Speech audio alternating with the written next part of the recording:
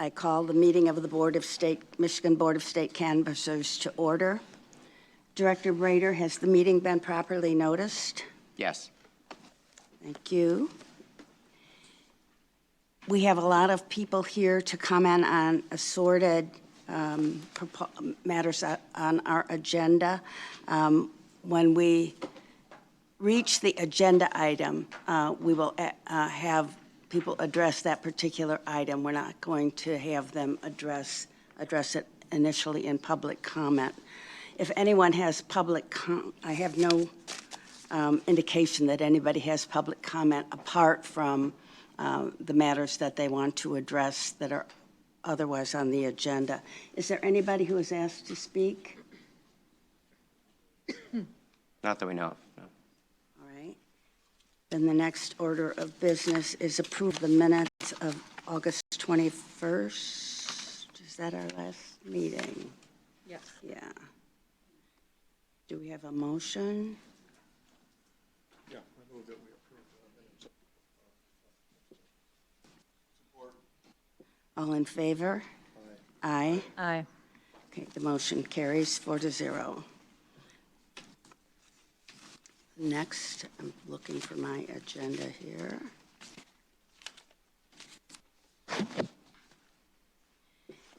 The next item on the agenda is consideration of the proposed modification to approved Dominion voting system ballot on demand.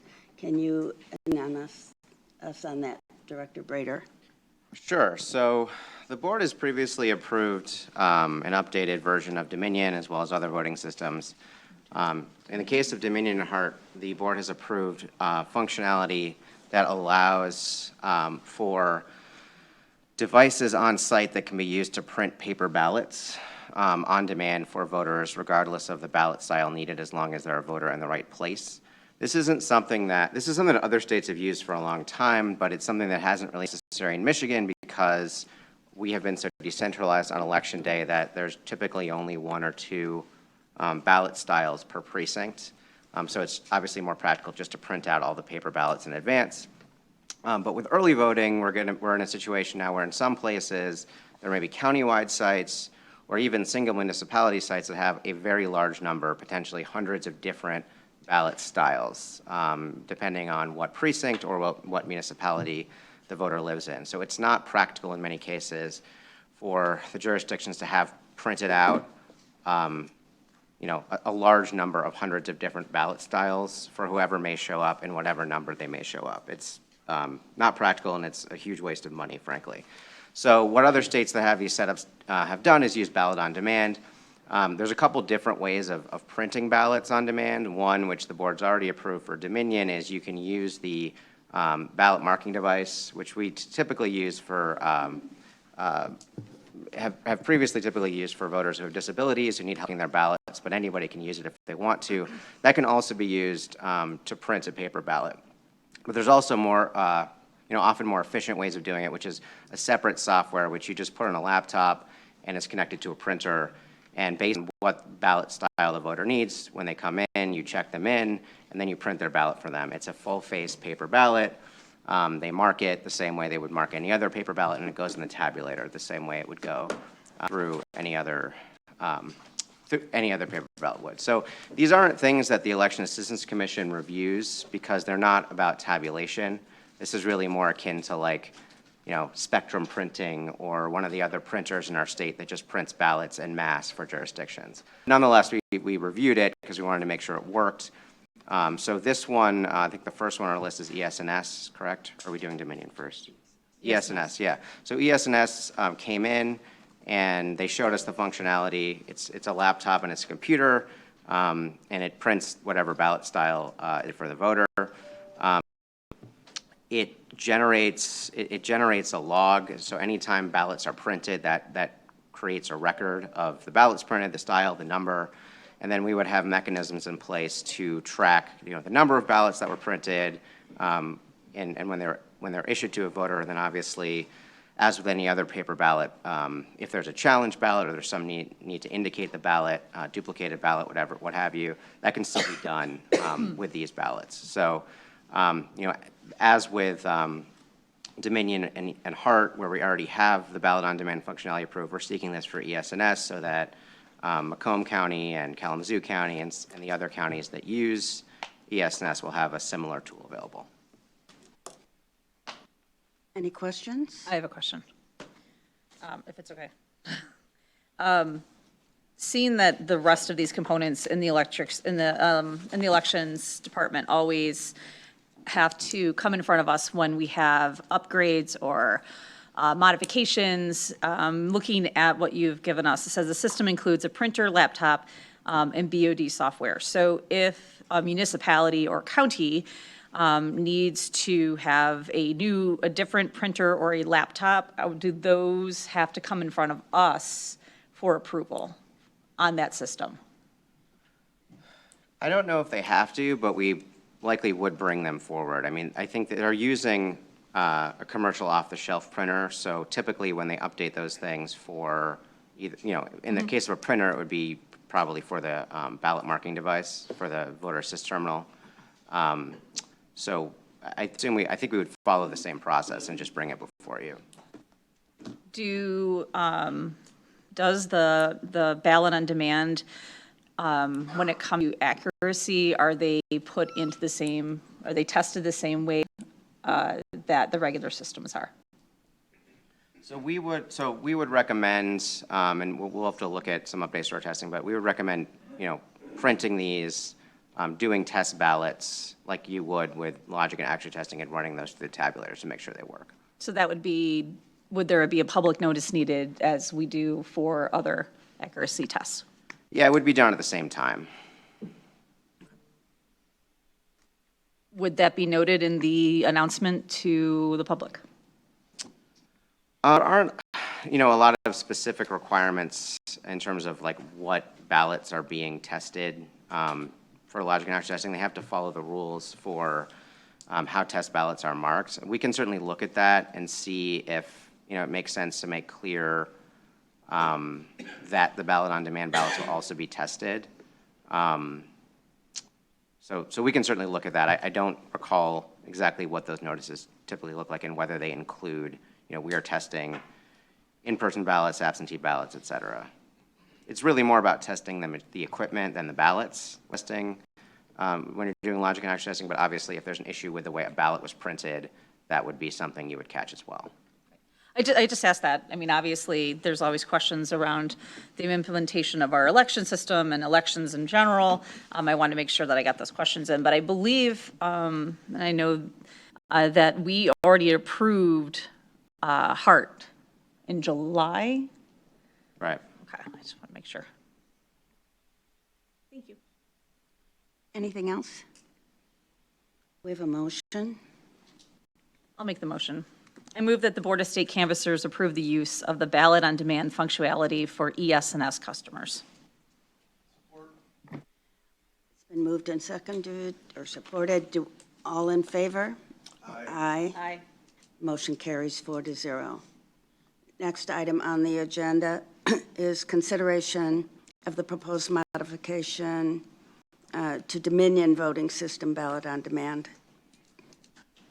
Thank you, Chair. So this is pretty much the same thing, but for Dominion instead of ES&S. The only difference here is that, as I noted, there is another option for Dominion that the board has already approved as part of the 517 suite that was approved, which is if jurisdictions choose, they can use the ballot marking device, the ICX, as a printer. That may be more cost-effective and practical for jurisdictions that have that expect a low volume of voters rather than have the print software. But certainly for the larger places, Grand Rapids or Detroit, we would recommend that they use this, and they probably will. So this is, basically the same thing that we approved for ES&S, but this would be for Dominion.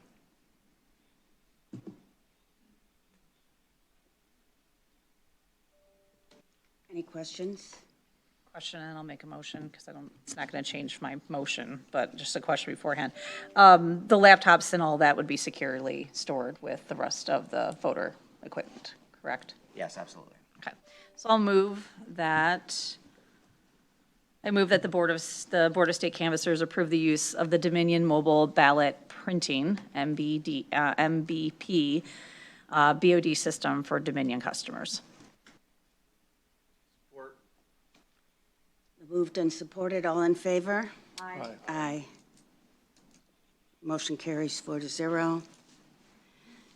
The next item on the agenda is consideration of the sufficiency of the initiative petition submitted by Raise the Wage Michigan. Do you want to tell us about your report, Director Sure, Boyer? I'll briefly summarize, Chair, thank you. So this was submitted way back in July 2022. Because it didn't meet the deadline for the 2022 election, it's basically a 2024 petition. So it was pushed a little bit back on our to-do list. We didn't have, we don't typically have the resources available to quickly turn one around the way we do when it comes in the deadline. But we have now completed our review, and obviously we're well before the deadline for the 2024 ballot. A similar issue occurred in 2021 when we had one that came in that I think had to do with emergency powers for the governor, which that was also, I think we got to that one a little bit earlier in the year than this one, but regardless, we're still well ahead of the ballot deadline here. So this is a petition for initiated law. The number of signatures they needed to meet was based on the 2022 threshold because of when it was filed. So we now have a higher signature threshold for future petitions because the turnout was higher in the most recent gubernatorial. But they had to meet what was then the standard in 2022, which was 340,047. The total filing came in, had 567,934 signatures. And then we proceeded to face review and sample the petition. Doing all of this, we used our standards from 2022.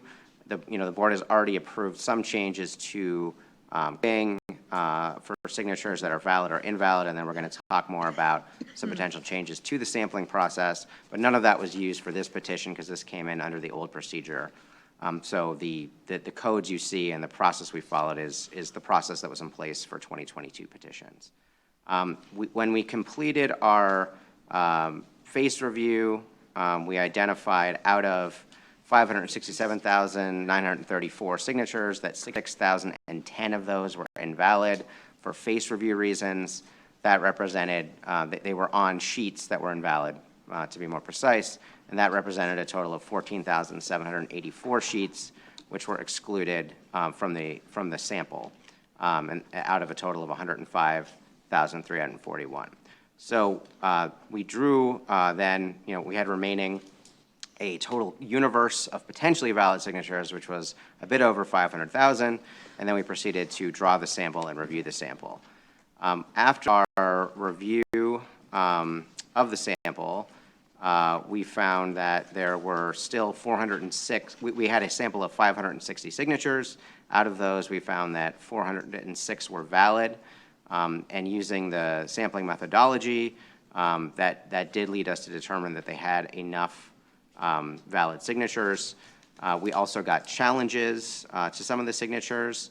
The majority of the challenges that we received, as are explained in the staff report, were either things that we had already identified as invalid or things that we disagreed with and rejected, but the challenges did lead to 3 additional signatures that were removed as valid, which got us down to 403 valid signatures out of the sample, and they needed to have at least 397 valid signatures in the 560 sample to recommend certification. So they did clear that threshold, and based on that, we recommend certification.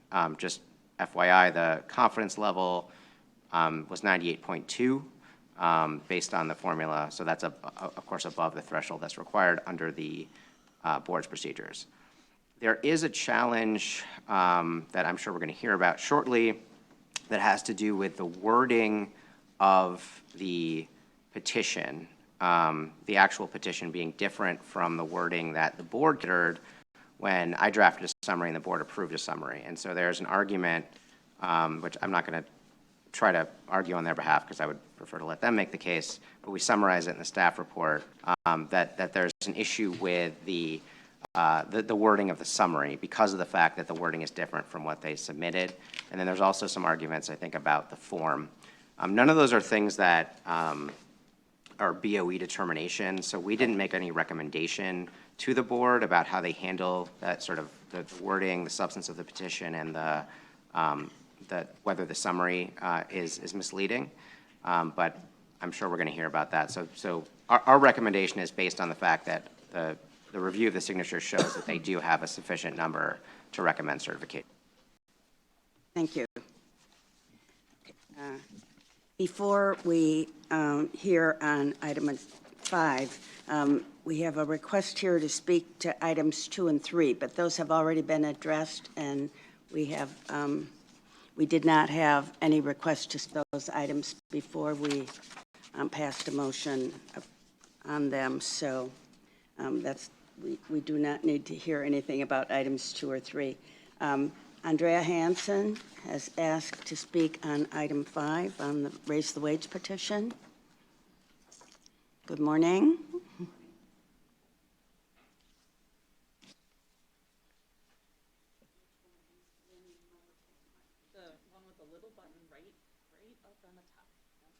So there's 2. The long one. There's a little button. There you go.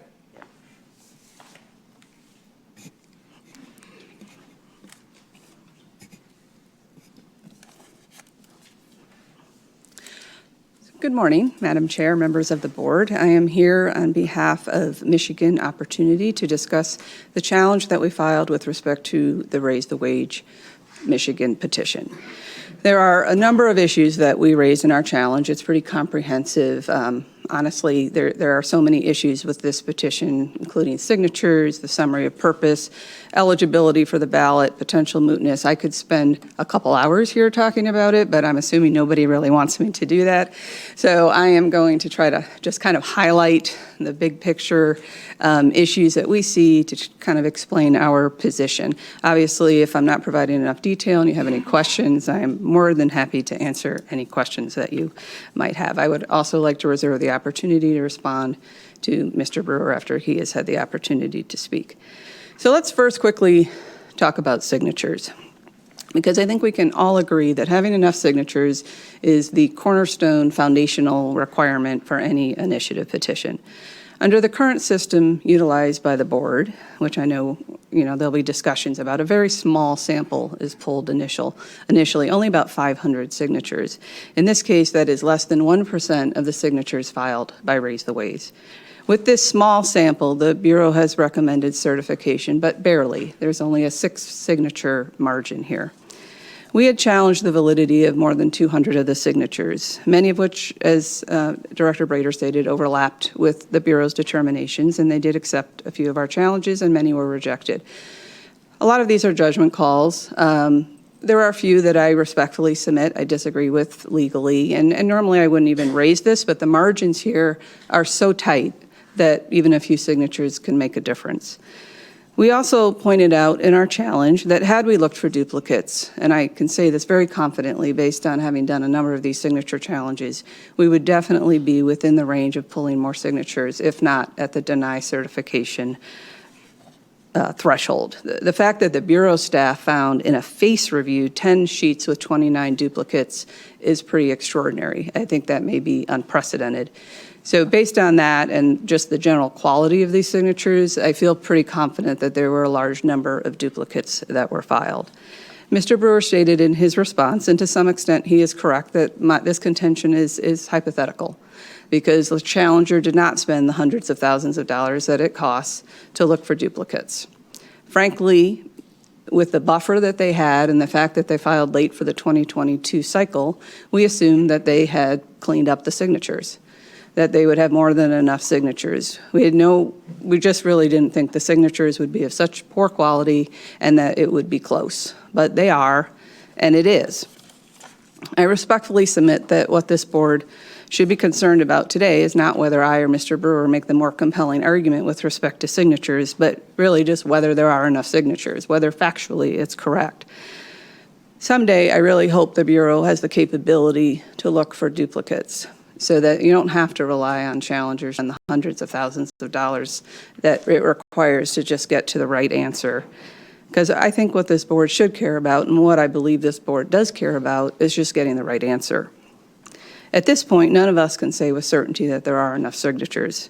As this board is well aware, there were widespread irregularities and fraud in the 2022 cycle.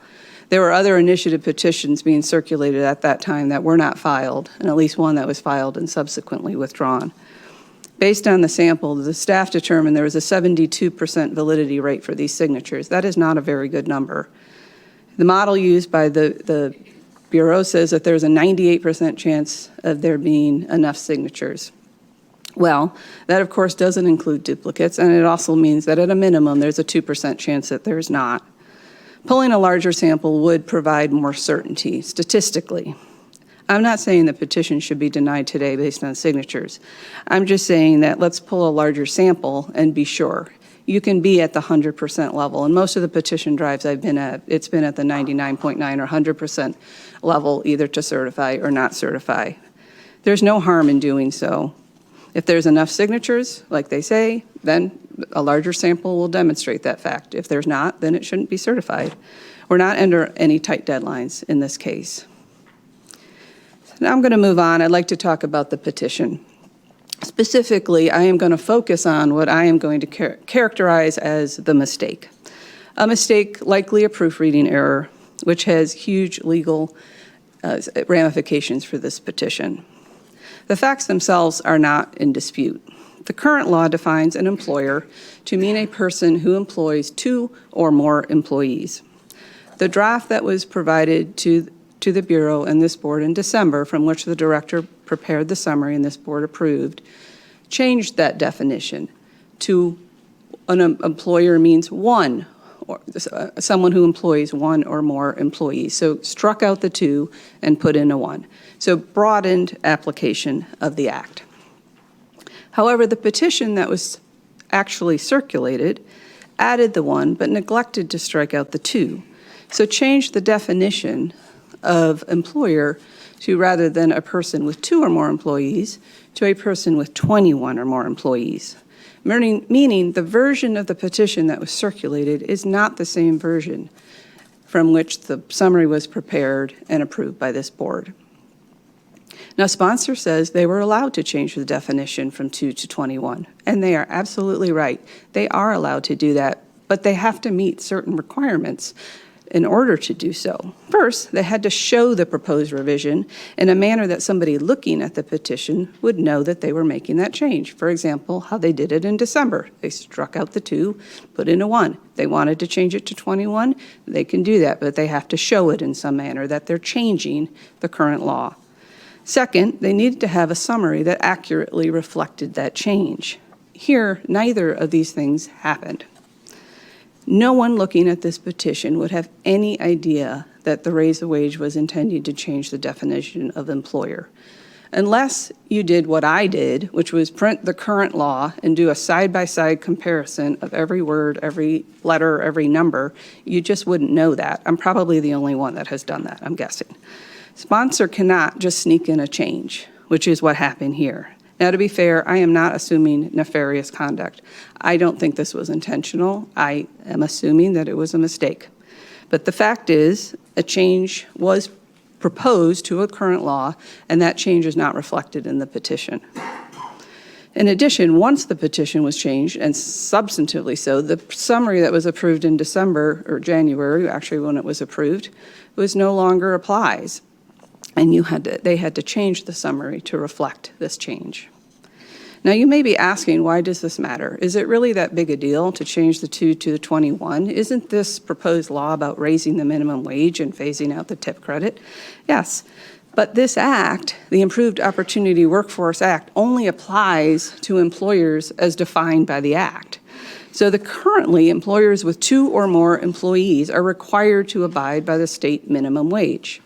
Employers with less than that, so an employer with 1 or more, is not required to abide by the state's minimum wage, and so they're only subject to the federal minimums, which are much lower.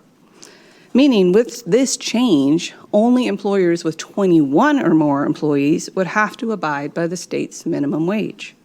Now, I was curious. I didn't know how many employers this would impact. I know there's a lot of small businesses in Michigan, but fortunately, the state of Michigan releases that data. I looked. So if you look at the number of small businesses in Michigan, the number with less than 20 employees, that is 90% of the businesses in the state of Michigan. Meaning, if this proposal gets enacted, 90% of employers within the state of Michigan will be exempt from the state of Michigan, the state minimum wage requirements. Also meaning that these small business employers who employ hundreds of thousands of employees could now actually reduce the pay for their employees because the state minimum wage would no longer apply, just the federal minimums. So yes, a change from 2 to 21 here is a big deal, and it completely changes the effect of these proposed amendments. Now, sponsor argues that the Michigan election law does not require them to show the changes to an existing law in an initiative petition. We could debate whether that is true, but it doesn't really matter because the Constitution most certainly does. Michigan courts have made clear that Article 4, Section 25 of the Constitution, which requires any proposed law to show the changes that are being proposed, applies to initiative petitions. The purpose for this requirement is obvious. As stated by the Michigan Supreme Court in 1973, an advisory opinion reconstitutionality of 1972 PA 294, quote, Section 25 is worded to prevent the revising, altering, or amending of an act by merely referencing the title of the act and printing the amendatory language then under consideration.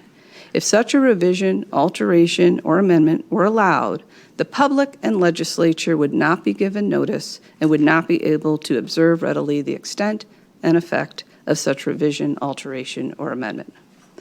Sponsor further argues that the Secretary of State's guidance in this regard is permissive. Yes, that is true in terms of how the revision is shown, but not whether it is shown. The Secretary of State's guidance suggests that a sponsor might use strikeouts or capitalizations, which is how the legislature reflects changes. But they could have done it in another way. They could have used bolding. They could have used X's to cross things out. There is some flexibility with respect to initiative petitions, with respect to how the changes are shown. There is no flexibility with respect to whether it is shown, because that is required by the Constitution. Moreover, as if they say, they didn't have to show these changes, why did they show them for the rest of the petition? If someone was reading this petition and you see all of these crossouts and capitalizations, you're going to assume that all of the changes are reflected in that manner. In fact, to only do it differently for one change is more misleading than not doing it at all. Even though what I've said is really unequivocally true, I am sure that you're going to hear that this board does not have the authority to make determination. In fact, in the response to my challenge, it stated that this is a post-election challenge, and then it also stated that I was too late to raise this challenge, meaning I am both too early and too late to raise these issues to the board. I strongly disagree with this assertion for at least two reasons. First, we have a clear violation of the Constitution, and this error is obvious on its face. This is not some convoluted alter or abrogate argument that requires a constitutional lawyer at best to understand. All you have to do is look at it. They changed the 2 to a 21 and they didn't show that they were making the change. The Supreme Court recently in the Reproductive Freedom for All case acknowledged the board's authority extends to the sufficiency of a petition's form and content. In that case, the court held that the mistake did not affect the meaning of the words in the proposal. That certainly cannot be said here. This issue goes to the threshold issue of whether this petition is eligible for the ballot, something with which this board most certainly has the authority and discretion to decide. A second reason why this board has authority to deny certification is because the summary is patently false. There is no doubt that had this version of the petition gone to the director for approval as to summary, a different summary would have been prepared and approved by this board. This summary does not meet the statutory standards. It is not true. It is not impartial. It likely misled hundreds of thousands of people to sign the petition. The summary is false to such a material extent it taints the process. As stated in 1999 by the Court of Appeals with respect to a recall petition that contained improper language in the heading, quote, it is indeterminable whether all signatures would have been obtained absent the improper inclusion of the contested conduct, end quote. Here, it is indeterminable whether signers would have signed this petition Had they known, it would result in the reduction of the state's minimum wage and no phase-out of the tip credit for 90% of the employers of the state of Michigan. It is the Jobs Board to approve true and impartial summaries, and potential signers rely on those summaries when deciding whether to sign a petition. This is why the font size was increased in 2018, because we know that that is what a potential signer is most likely to read. It is the sponsor's obligation to ask the board for a new summary if they're going to change the petition. This summary is neither true nor impartial, but sponsor argues that you, board, have to certify this petition because you previously approved a summary for a different version. Think about that for a second. If you agree with this argument, you are allowing sponsor to completely misuse this process. And the only people that are really getting harmed are the people that relied on it when deciding to sign the petition. If this board does not take this opportunity now to address this, you can only imagine what you're going to be dealing with in the future. You're going to approve summaries and then someone's going to change intentionally before circulating and then submit that someone can't challenge that. To conclude, I strongly urge this board to consider the pulling of a larger sample, just so that we have the 100% certainty that there really are enough signatures. If you do so, we can defer ruling on these legal issues that I have raised for another date, and it may not even be necessary. Absent that, I submit that this petition just cannot be certified. As this board has stated repeatedly ad nauseum, details matter. Compliance with the requirements matters. Mistakes and proofreading errors in these legal documents matter, and they have consequences, sometimes really big ones. And this is a big mistake that unfortunately has a big consequence. Thank you. Thank you. Would people like to ask, members like to ask Ms. Hanson questions, or would you like to hear from Mr. Brewer? I'll wait. Mr. Brewer?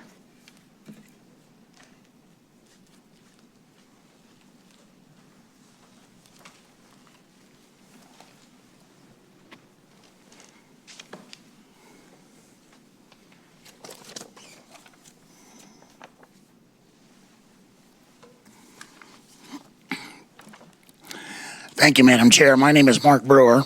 I am an attorney with the law firm of Goodman Acker, and I represent Raise the Wage Michigan, the sponsors of this petition. At this point, the only role for this board is to perform its ministerial duty of certifying this proposal for the ballot. Previously, this board unanimously approved both the form of the petition and the summary. And now there are enough verified signatures so that all that remains is the ministerial act of certifying. Michigan Opportunity, from whom you just heard, asked the board to deny the more than 610,000 signers of this petition to deny their constitutional right to have their proposal certified and placed on the ballot. It does so, as I will detail shortly, by tardily and improperly challenging the summary and the text of the proposal. Subjects with this board know as well it has no jurisdiction by statute and by decades of unanimous court precedent. The only issue before this board this morning is whether there are enough signatures to certify the proposal for the ballot, and there are.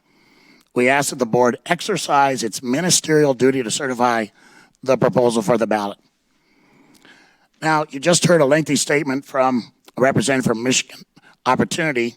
What's absent is any citation of authority for her positions when, in fact, the authority is unanimous to the contrary.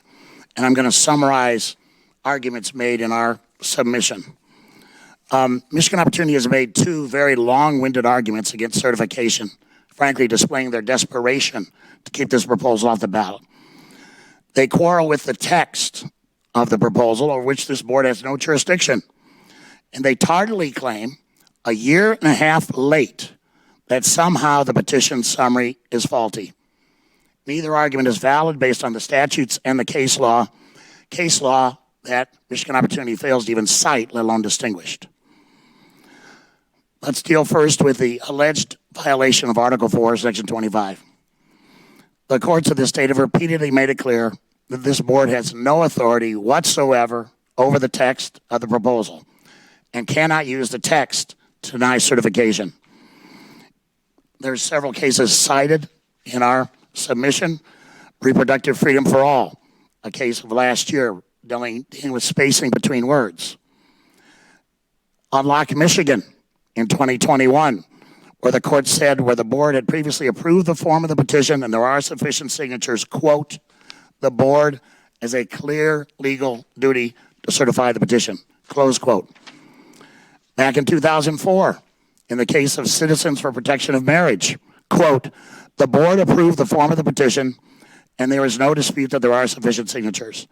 The board was obligated to certify the petition, close quote. This board acknowledges that it has no jurisdiction over the text in its standard motion language when it approves the form. And I quote, the board's approval does not extend to the substance of the proposal which appears on the petition or the manner in which the proposed language is attached to the petition. So you all acknowledge that decades of case law that you have no jurisdiction over the text. Now they go on and on, Michigan Opportunity does, about these textual objections, again, over which this board has no jurisdiction, and I'll respond shortly to some of Ms. Hansen's specific points. But more fundamentally, and again, this is case law, binding case law on this board, which has failed and cited by Michigan Opportunity.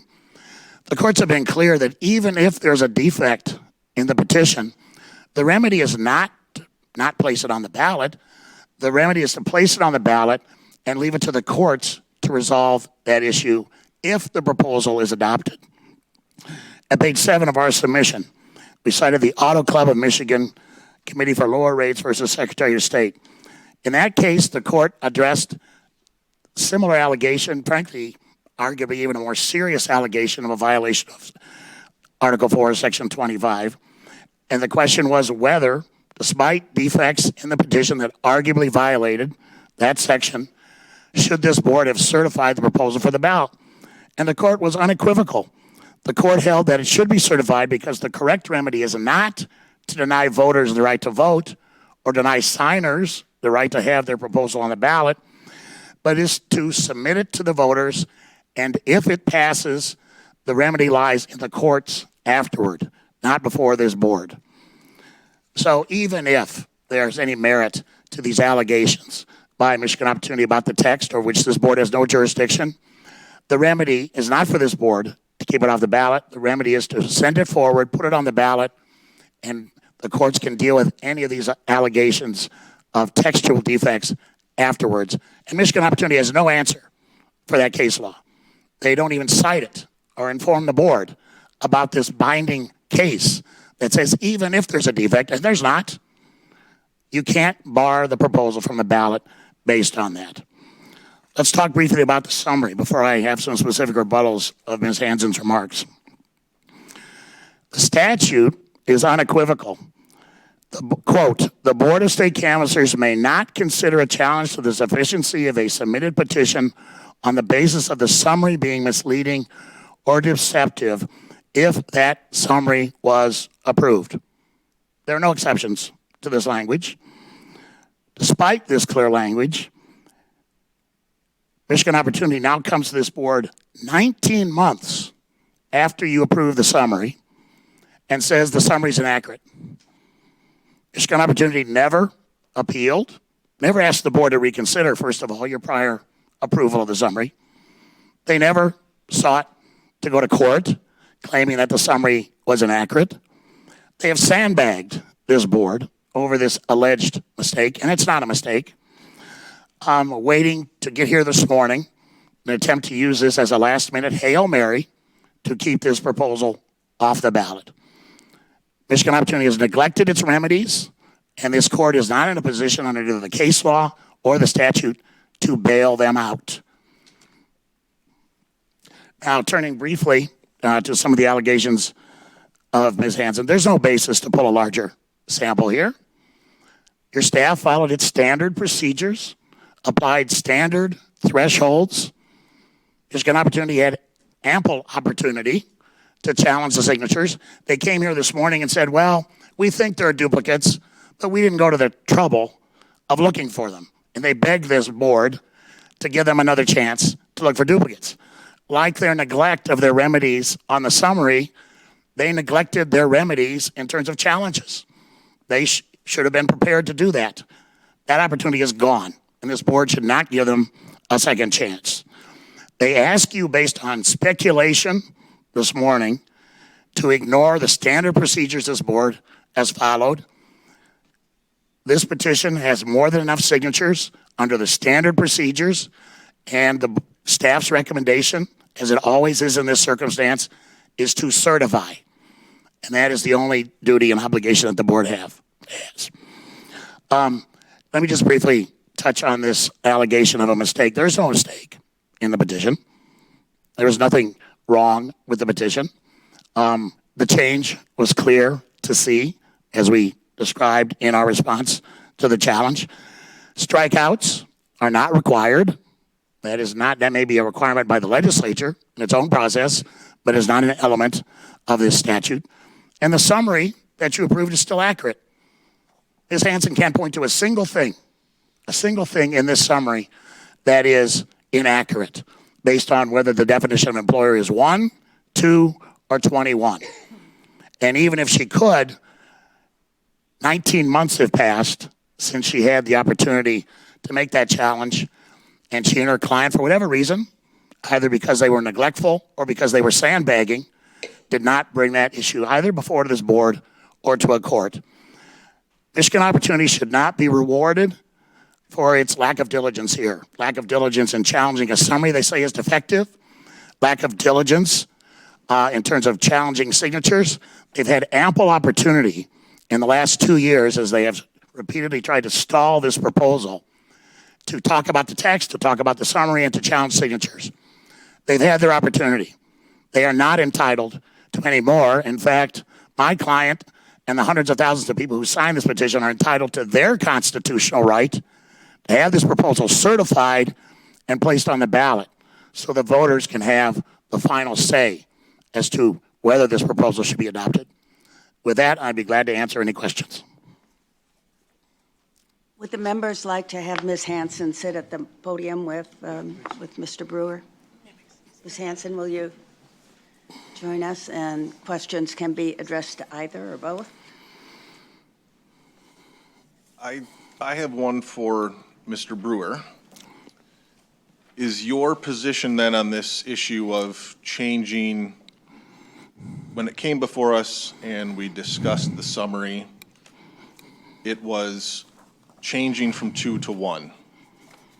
Is your position now that you meant to change it to 21, or you just failed to strike the 2, and that doesn't matter that you failed to do that because it's not necessary? Which argument is it? It's not a mistake, that in our response.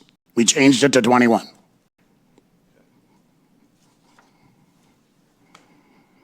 So you intended to have 21 as the, Yes, it's not a mistake. so what's happening here, if I'm understanding what you're saying, is that any employer who has less than 21 employees is not subject to this? Under this proposal, yes. It does seem to be a significant undermining of the summary that we approved related to this. I think you can understand that. Well, Mr. Daunt, the summary never mentioned the definition of employer. We had previously made a significant change from 2 to 1 in the definition. That didn't show up in the summary.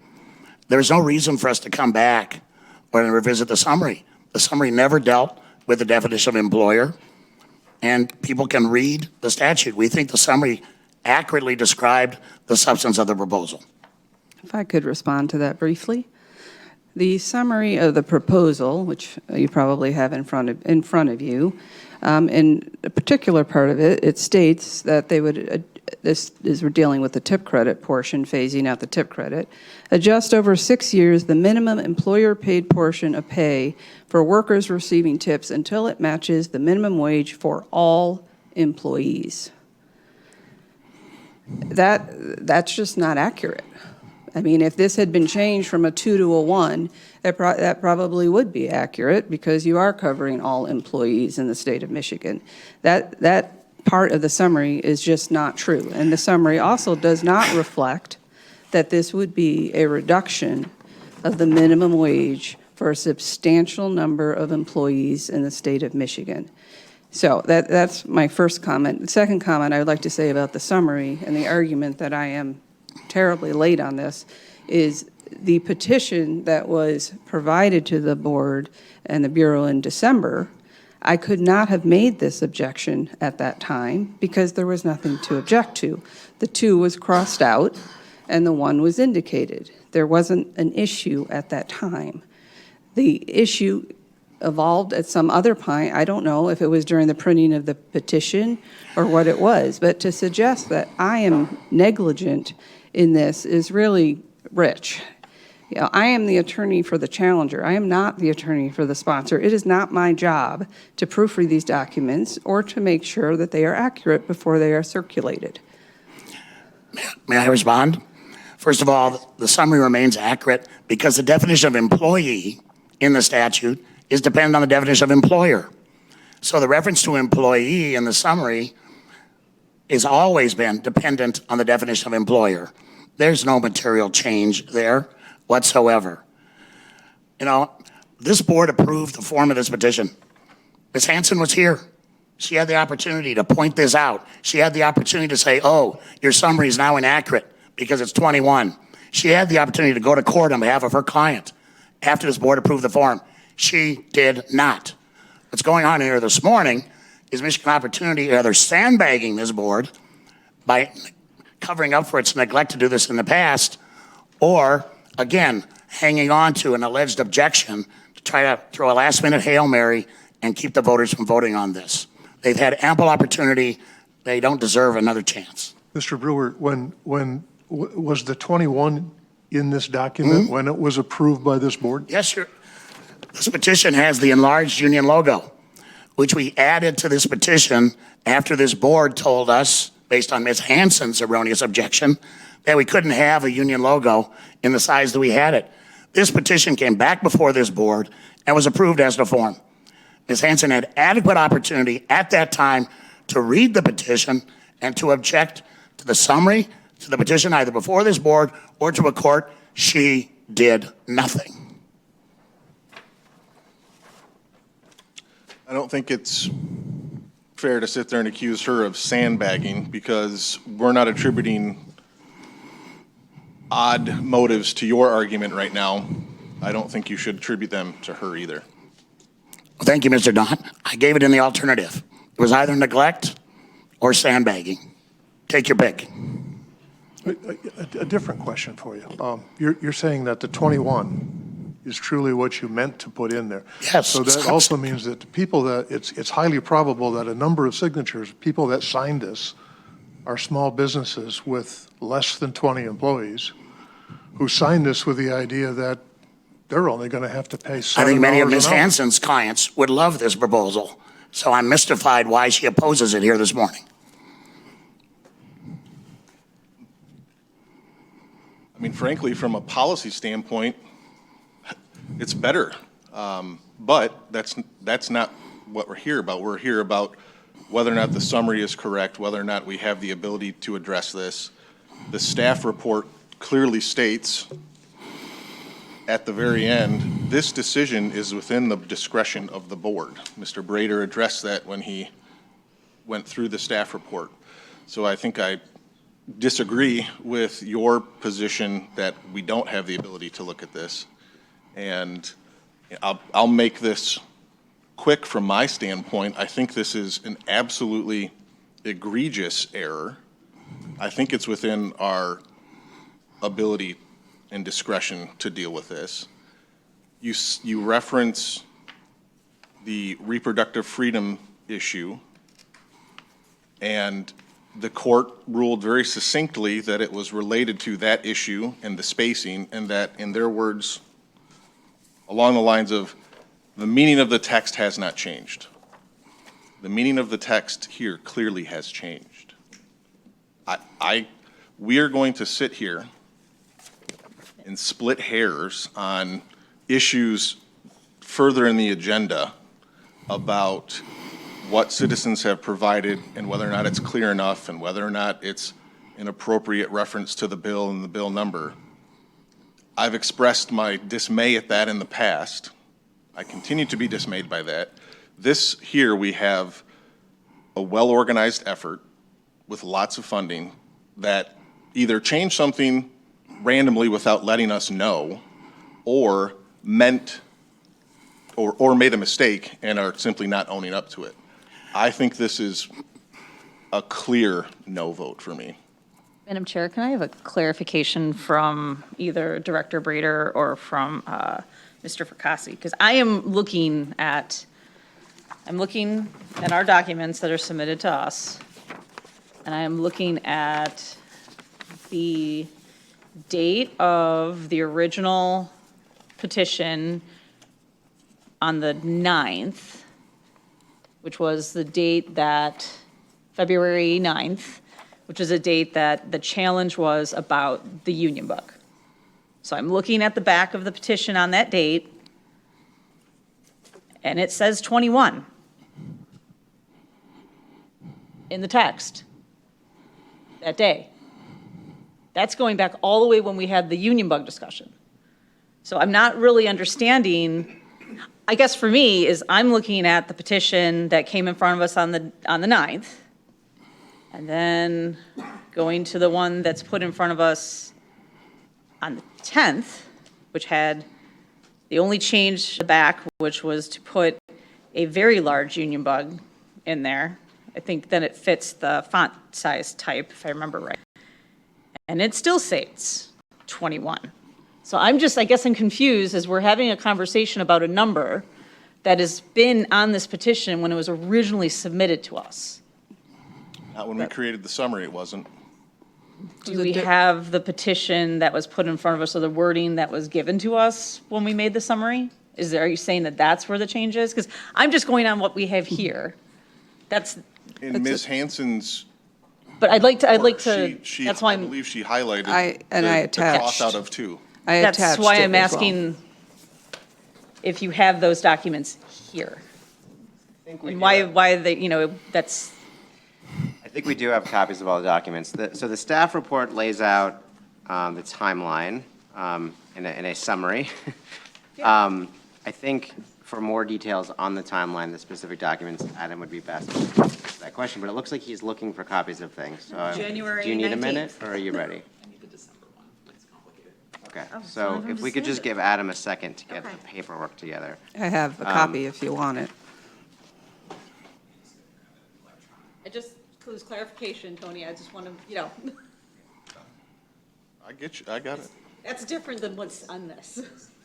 Okay, so yeah, so we're going to get you copies of what was submitted, what the board, or Adam can describe them, in terms of what the board was looking at. But as a first reference point, the staff report does include a timeline Yeah, of what came in when. I just wanted to. Madam Chair, may I respond to one point from Mr. Daunt while you're waiting? Yes. Mr. Daunt, even if everything you say is correct, the case law is clear that we cited in our brief that the proper remedy here, whether you have discretion or not, is to put it on the ballot and let the courts resolve this afterwards. That is crystal clear, Mr. Daunt. Any objections under Article 4, Section 25 are to be resolved by the courts after the proposal is adopted, not before. That's the Auto Club case. It is crystal clear. So I appreciate your concern. I disagree with it. But again, it's not your job here this morning to pass judgment on the text, which is what you're being asked to do. I would like to address the Auto Club case. So that's a 1992 case, and it is distinguishable here for a lot of reasons. First of all, that was the era of substantial compliance. That is not the era in which we currently live. Secondly, what happened in that case, there were multiple sections omitted. There was nothing that changed the substance of the proposal that was at issue. This one certainly does. Thirdly, there have been multiple cases since then, two of which I was involved in, that the court has said Article 4, Section 25 issues are ripe for review pre-election. That happened in the case that involved, I think it was Protect My Constitution. We cited it in the challenge, and I did reference the Auto Club case. It involved a casino proposal, and the Court of Appeals determined that Article 4, Section 25 was ripe for review, and they determined that it violated Article 4, Section 25. The Supreme Court reversed, but not on that issue. It was because this was a constitutional amendment and not an initiative. 5 years ago, in 2018, we had a similar minimum wage petition before this board. We had an Article 4, Section 25 issue, went to the Court of Appeals, and they held that it was ripe for review by the court. So I do not believe that the Auto Club is binding precedent, as Mr. Brewer states, on whether or not this board has the discretion to decide this issue right now. Auto Club has never been overruled. It's been cited repeatedly since it was issued. It binds this board. The remedy here is put it on the ballot. If the voters turn the proposal down, it's moot. If the voters approve it, Ms. Hansen is welcome to go to court and claim that the proposal should be tossed out because of this alleged defect. That's her remedy, not here today. Madam Chair, can I just, every time I hear this for initiations of legislation, it always bothers me when everyone says, put it on the ballot. Director Brader, can you please go over the procedure of initiations of legislation, please? Sure, and to your point, I should have mentioned that in my initial summary, so I apologize. I'll try to rectify that now. So with proposed initiation of legislation, if the board determines that it has a sufficient number of signatures, it first goes to the legislature. The legislature has an opportunity to enact it without the governor's signature. If they fail to do that or they decide not to do that, then it goes on the ballot. So that would be the first step. What are the other things that could happen As far as, when it well, goes to the legislature? they could pass a different version of it, which may lead to legal disputes about whether it was close enough to the what was submitted to obviate the need for it to go on the ballot. But that would be basically they could pass it, they could take no action on it, or they could change it in a way that would create legal arguments about whether they passed a sufficiently close version of that. Heather, is that summary accurate? I want to make sure I'm not. Or Adam.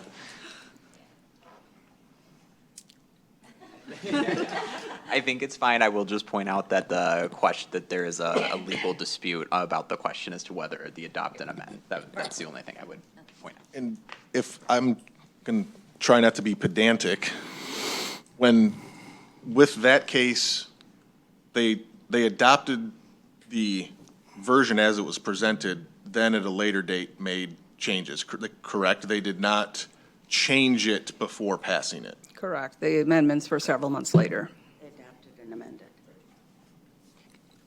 And then we now have all the paperwork necessary to fully explain the summary of what the board saw and what we saw. So the original petition came in to the Bureau, and as part of the Bureau's customary practice, we put out the text for public comment in order to solicit public comment, as the director is drafting his 100 words to present to the board. We put out two. The second one we put out to extend the deadline by additional 3 business days, and that second one was posted January 7th of 2022. And in that version, the definition of employer that was provided has the strike through. It does say who employs 2 strike through 1 or more employees at any time. And then the petition came in on February 9th. It was considered at the board meeting on February 11th, I believe. Oh, I should actually back up. On January 19th, the board approved the 100-word that we have in front of us today. on February 9th, the petition came in, and I do have a hard copy of that one, because the language came in first with just the summary language. Sponsors then put it onto the exact petition itself for approval as to form. At that meeting, this petition was the union bug in the bottom left-hand corner. I believe the board deadlocked in approval as to form, if I remember correctly. Sponsors then took the matter to court. Michigan Supreme Court ultimately said that that was fine.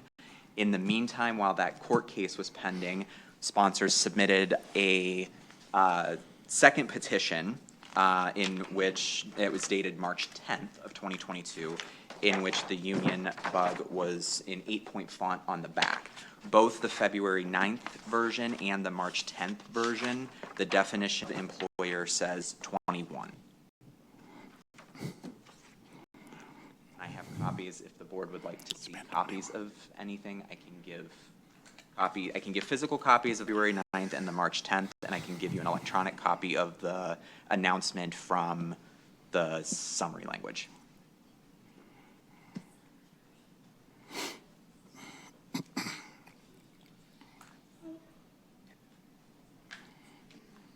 I'm looking at the summary, and I think that it was, I was new to the board at the time. I remember discussing this petition both when we created the summary.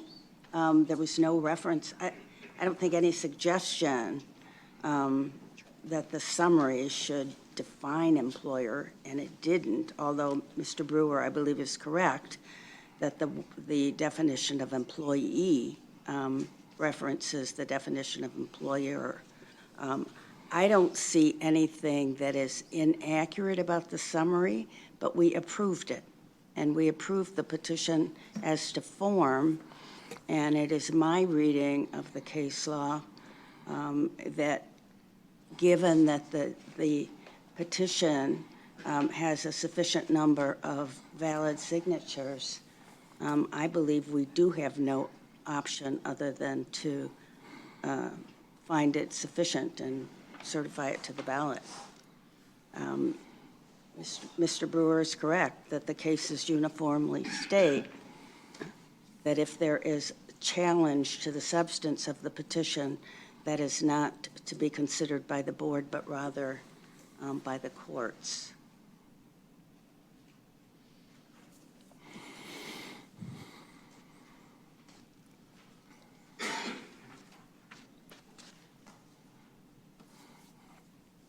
I guess I still have an issue with the fact that challenge to the substance of the petition, I totally agree with you in the sense that if somebody comes in here with a petition, it's not our job to decide whether that's a good law, a bad law, a good petition, or a bad petition.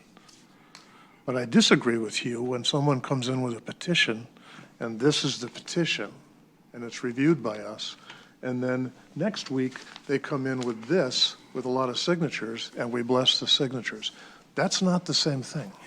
You reviewed the petition we filed, Mr. Hauskamp, as the narrative, the timeline just indicated. This petition's been before this board for approval as to form. We've hidden nothing from anybody, not from you, not from the public. Ms. Gurwitz said she saw it. Ms. Bradshaw said she saw it on the petition, that the definition was 21. So we have not done what you've just described. We circulated the petition you approved.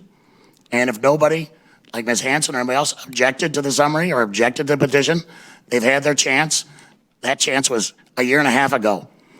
The only job the board has today is to certify. Common sense would indicate that you've an error, okay? Sorry about that, but common sense would indicate you've got an error and it just didn't get caught. We went through the same discussion last year with a couple of proposals, a couple of petitions. There's an error, nobody proofed it.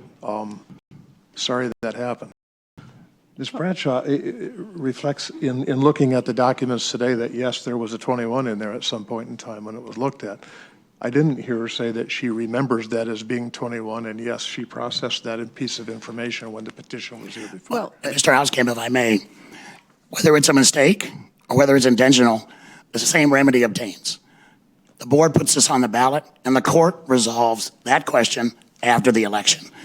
It's not for this body to decide whether it was a mistake, as some of you apparently believe, or whether it was intentional, as we tell you, as the authors of the petition, that it was not a mistake. That's for a court to resolve, not for you. All you got are enough valid signatures to put this on the ballot. Your duty is to certify, respectfully. I think the importance, and for myself, is it was in one version when we drafted the summary. And we viewed that, and we viewed that it was taking it from 2 to 1. And therefore, the summary correctly laid out what this was going to do. Ms. Hanson has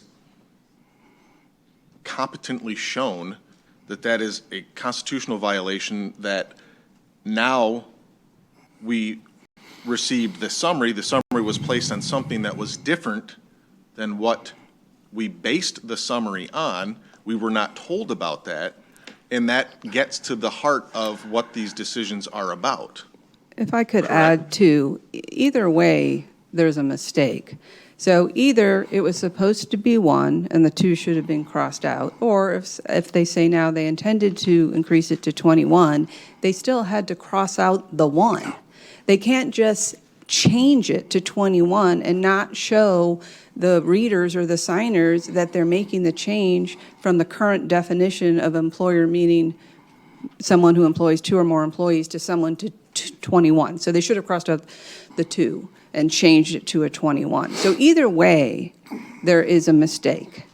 Now, this could not have been addressed at the time of the summary, again, because it was correctly laid out at that time, the petition that was set forth during that time. The approval as to form, as Mr. Brewer states, you didn't approve the text of the petition. That doesn't mean you don't have the authority to weigh in on these form issues or these constitutional issues. I agree with what you said. You can't get into the substance of whether you like this proposal or don't like this proposal. That is outside of this board's purview. But you can weigh in now. There is a mistake one way or the other, which is on its face. You do not need to be a lawyer to figure this out. And this is absolutely within your purview to make that decision. Can I ask a question? Ms. Hanson, I just have a question. So when you came in front of us to challenge in February, because let me get the timeline correct, which I believe was the February 9th meeting with the questions. And I remember that it was a little more contentious form meeting than normal. Yeah. That petition had 21 on it. Yep. It did. Is there a reason why you didn't bring it up then? I honestly didn't notice it at that time because, well, wait a second. You're going to go at me? No, I mean, Yeah, you're the one that let's didn't be make the polite, change. yeah. So I looked at where. You're looking at the form. The form, and I looked at what was capitalized and what was struck out, and to make sure everything was in order. This was not struck out. There was no indication that there was being a change made to the definition of employer. So I assumed that they did this properly, and it was not something that I discovered at that time and did not raise. So Ms. Hanson now tells you that she didn't read it, she assumed something, and you are now to bail her out Give me of a a mistake break. she Let's made. not She had the be opportunity to read this, pejorative and she about- didn't. Mr. Seriously? Brewer, if you, I'm going to bite my tongue. Madam Chair, may I ask Director Brader a question? Yes. of Thank you. course. Director Brader. Okay, so I've been served longest on this board, so I should probably know this answer, but as everyone knows, I like to have things out and have conversation. And I know Mr. Fracasse's been with me, and I know that Eric and our legal counsel have been here. When we are approving a petition to form, and also when we have the conversation, I did look at the document for the 100-word summary. I honestly, yes, there was a strike-through on it, but looking at it, if I was a printer and not really paying quick attention, I probably would have put 21 or kept it as 21, just looking very quickly.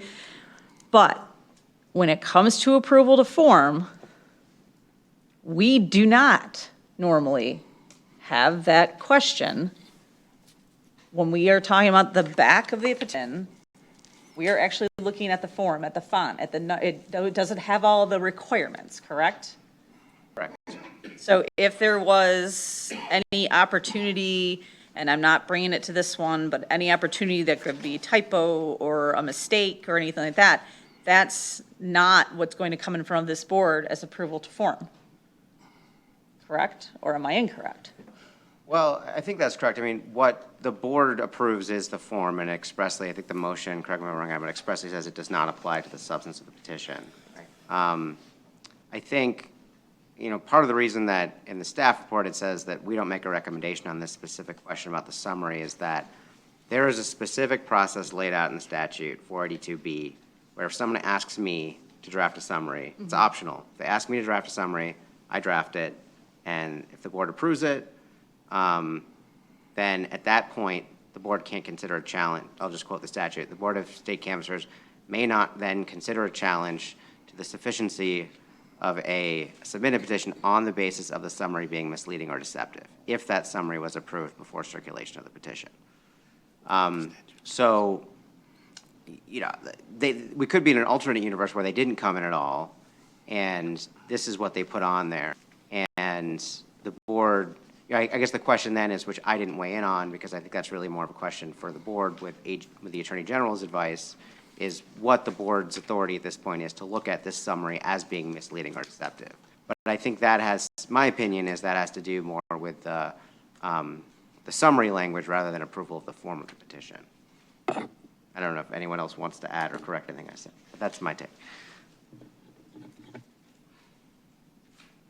So I recall that meeting of February 9th, which was a very contentious meeting, where you objected to the form of you suggested that we could not approve the form of the petition because you looked at the teeny little letters on the Union Bug and said that they were not compliant with the requirements of the petition, of Section 482, how a petition is supposed to be. I raised some other issues presented. as well. I'm sorry, what? I raised some other issues as well at that hearing, but yes. And you never, and we had already approved the summary, and you saw the petition with the 21. I don't recall that there was any issue when we approved the summary about what employers were covered or what employers were not covered. But when you came back the second time and said that we should not approve the form because of the size of the letters on the Union Bug, you had certainly read through the petition. I read through. Because you were looking for errors. Well, I was looking at the form of the petition, the types of things that you would look at, whether the warnings were in there and all of the things that are required by Michigan election law. I wasn't focused on the text of the petition at that time.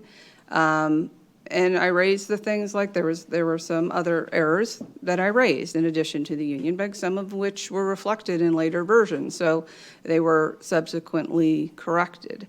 But I don't think that in any way that it should be suggested that it was my responsibility to inform this board that the sponsor changed the version of the petition from the one that they presented to you in December and got the summary approved from then when they were doing it to approval to form. That was not my obligation. And it was not my obligation to read through carefully, word by word, space by space, which I subsequently did, to do it at that time. Your approval doesn't go to all of this at that time. In addition, the approval as to form is not a statutory right or anything. It's not even in the statute. You do that as a courtesy, but people still circulate at their own risk. It is not binding, and it does not include other errors that are made or may be made by the sponsor. It was their obligation to have a clean petition. It was their obligation to tell the board if they changed the petition, and they did not. So you're saying, and I think you're correct, obviously, that approval as to form is not required. No, it's not required. It can occur or it can not occur, but that is that deals not with the substance of the petition, but with the compliance with the. With all the form, required right? elements. So your principal objection, as I understand it, is that the summary is misleading. I have two principal objections. My two principal objections are that the summary is misleading and it is not the same, it was approved for a version that is not the same one that was circulated. My second objection is now they're saying the 21 was intentional and that they did not indicate by strikeouts or bolding or any other way that they were changing the definition of employer from a person with 2 or more employees to 21 or more employees. And that is something that I believe is required by the Constitution.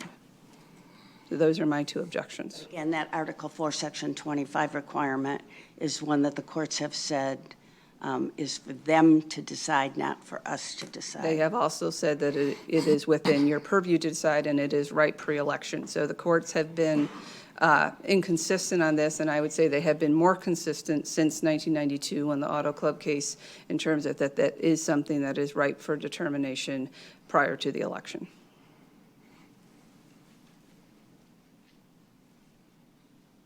Can we ask our attorneys to give us advice on this, please?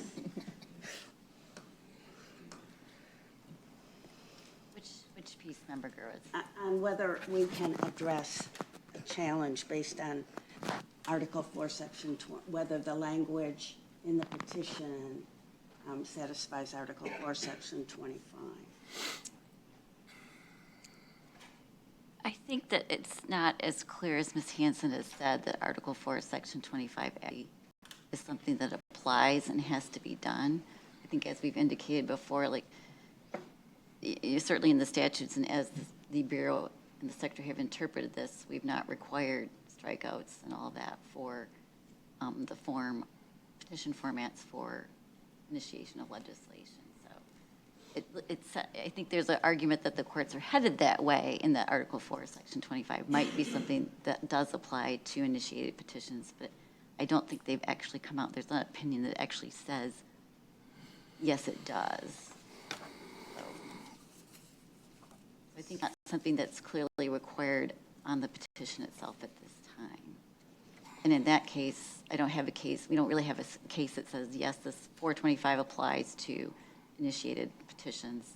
But the question also, I think that is being raised here is whether that, even if Article 4, Section 25 were applicable, and that addresses how legislation has to be drafted, even if that were applicable, it would not be for us to decide whether that requirement has been met here. It would be for the courts. That's what Mr. Brewer is telling us. If it's not a question of form and it's substance, right, the substance wouldn't be for you to decide on. The question would be then, if 425 applies, is that a form requirement? Is that really sort of a form requirement, meaning we would look at the petition needs to set forward, the strikeouts and additions and all that. So even there would be a question of whether that's a substance problem and not a form issue for the board. So I think as we sit here today, it doesn't seem to be something that's within the purview of the board at this time, which might be clarified by subsequent litigation. Further questions?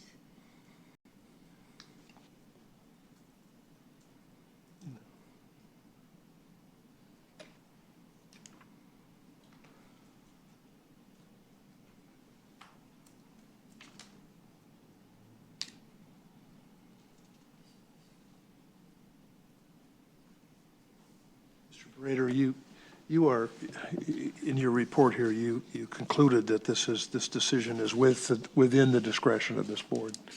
You still believe that, right? So I think that the language, what I meant there when I wrote that was that, I'm not trying to weigh in on what the board has the power to do or not to do, because that's really something that the board should decide with the advice of the Attorney General. I think that was to emphasize that I don't think it is the Bureau's job or my job, or I have the authority to tell you at this point whether this summary is misleading or deceptive. What I have the authority to do is draft a summary if someone asks me to. So because of that, we didn't weigh in on the question of the summary is now misleading, and that's something that whatever the board can or cannot do on that is not something for BOE to advise on or to determine.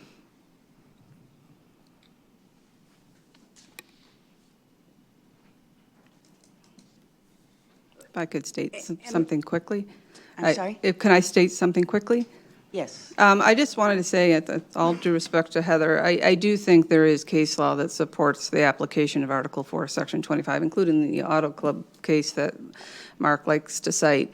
I mean, it was a discussion of applying Article 4, Section 25 to an initiative petition, and then that happened again in the Protect My Constitution case. It happened again in the Michigan Opportunity case. So there have been numerous times when the courts have accepted that legislative requirement applies to initiative petitions. And I would also point out, it's not like we have here where they just came forward with their proposal and they didn't show the changes by strikeouts and capitalizations. They did with every other part of their proposal other than this section. Whether Article 4, Section 25 is applicable, that goes to the way the proposal is written, does it not? That goes to the substance of the I of don't the think it really goes, proposal. I think it has a substantive effect in this instance, but I don't think whether it is complied with goes to the substance. It's a form issue because it's whether or not you are indicating in some manner, whether it's strikeouts or bold or whatever, the changes that you are making so that someone who is reading it can But see. that's substance. It has a substantive effect, but it is a format in terms of how you lay out the proposal. But what you're talking about is whether the format on the petition has to be the same as the format on legislation. Yeah, but they did. But that's not the form of the petition. I would submit that it is the form of the petition, because the form of the petition is what is the form in which the petition is getting presented. So I appreciated Director Brader's clarification that the decision is within the discretion of the board. And I think the decision, as I understand it, that he's talking about is whether the petition summary is misleading. I have looked carefully at the petition summary. I think it is accurate. It is not misleading. I don't know if there are further questions, but my position is that the petition summary is not misleading or deceptive, and that there are a sufficient number of valid signatures. I think I'd like to make a motion. I think we've had conversation, I think we've had plenty of conversation, and as many things that happen on this board, if people are not happy with what happens on this board or this board deadlocks, it goes to court. So with that, I move that the Board of State Canvassers accept the staff recommendation and find the petition submitted by Raise the Wage Michigan sufficient. Support.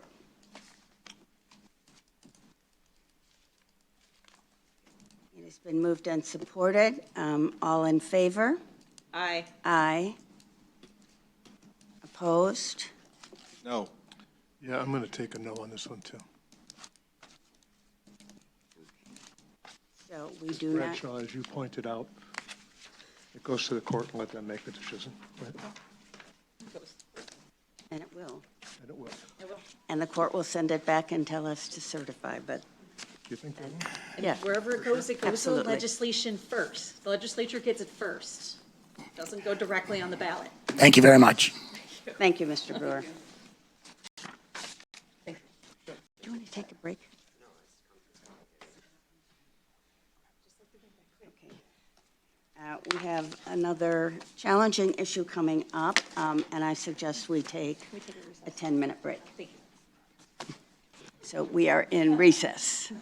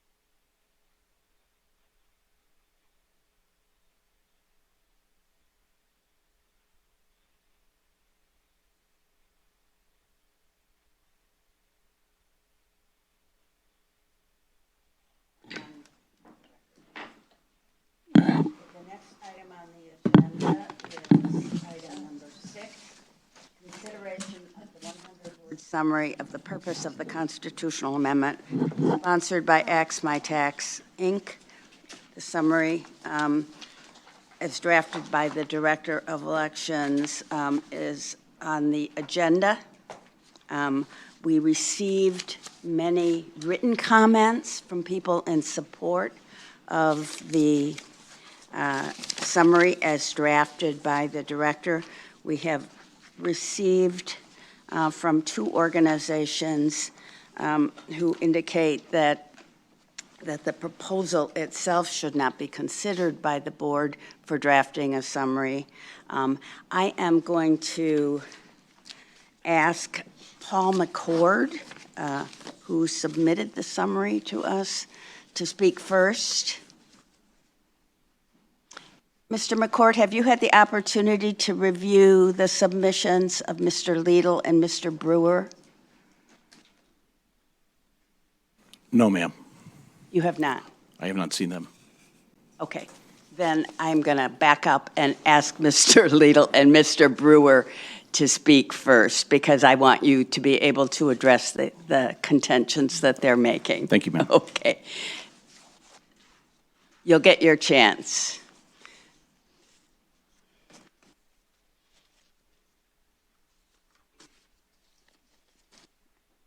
Okay, Mr. Liedl, good morning. Can you identify yourself for the record?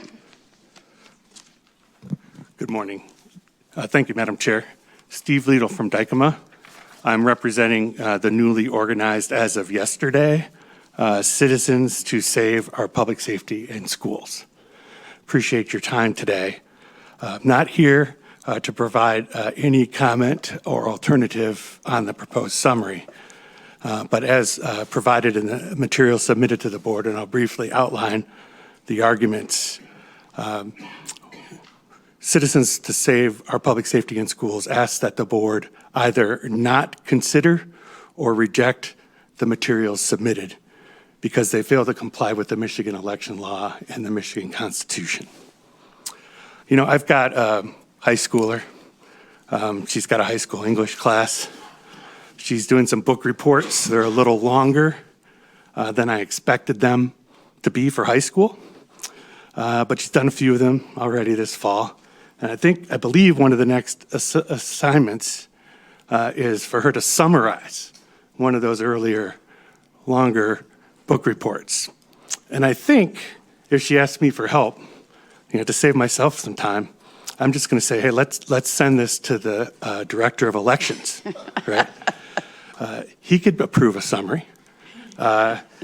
His grammar's really good. He's a good writer. He's succinct, and he could probably do it in 100 words or less. But the director has no more authority, and the board has no more authority under Michigan election law and the Constitution to summarize and approve a summary of my daughter's book report, as you do for the materials that were submitted before you today. And that's for 3 reasons, and I will summarize them briefly. They're summarized in the headings of the memo. First, note that the people of the state of Michigan who drafted and approved our Constitution gave the legislature plenary power, the legislative power, which is plenary, subject to just a few exceptions, as well as the power to make future amendments to the Constitution. But they created 3 exceptions. They reserved 3 specific powers to themselves. They said, we as a citizenry can do 3 things. We can initiate a petition to amend the Constitution, we can initiate legislation, and we can invoke referenda on legislation. But we can only do so if we follow the specific procedures that we as a people have set forth in the Constitution, right? And so it's amend the Constitution under Article 12, Section 2, or initiate legislation under Article 2, Section 9, with specific requirements that apply only to initiations of legislation, or initiate a referendum of legislation. So What you have before you today is a proposal that does not follow any of those three paths. It attempts to walk down two of the constitutional paths that the citizens have provided in the Constitution at the same time. The materials that were submitted to you both pose an amendment to the Constitution and attempt in the same proposal impermissibly to engage in the legislative action of repealing an existing state statute. There is specific language in the proposal that was submitted to you that the General Property Tax Act from 1893, Public Act 206, is hereby repealed. You cannot do both for a few reasons. One, the people who framed our Constitution said, you can do these three different things, but you can't do them at the same time, and we have a different process. Secondly, any sort of legislative initiative follows a different path. As Member Bradshaw rightly pointed out earlier, when you're considering a proposal to initiate legislation that either creates a new law, amends an existing law, or repeals an existing law, any sort of initiative petition doesn't go straight to the voters as a proposed constitutional amendment does. It goes to the legislature, right? And the legislature has the opportunity to adopt it, reject it, or propose an alternative and send both alternatives to the voters. Attempting to insert the legislative action of repealing a statute in a constitutional amendment evades the legislature's ability to review or propose an alternative. In addition, the Article 4, Section 25 elements, as well as other constitutional amendments that the courts have clearly said apply to the initiation of legislation process, cannot be applied to a constitutional amendment. So you've got an element of your proposal which is clearly initiation of legislation that is not following the constitutional requirements under the Michigan election law for initiation of legislation. And it's not just the Constitution, it's the statute as well.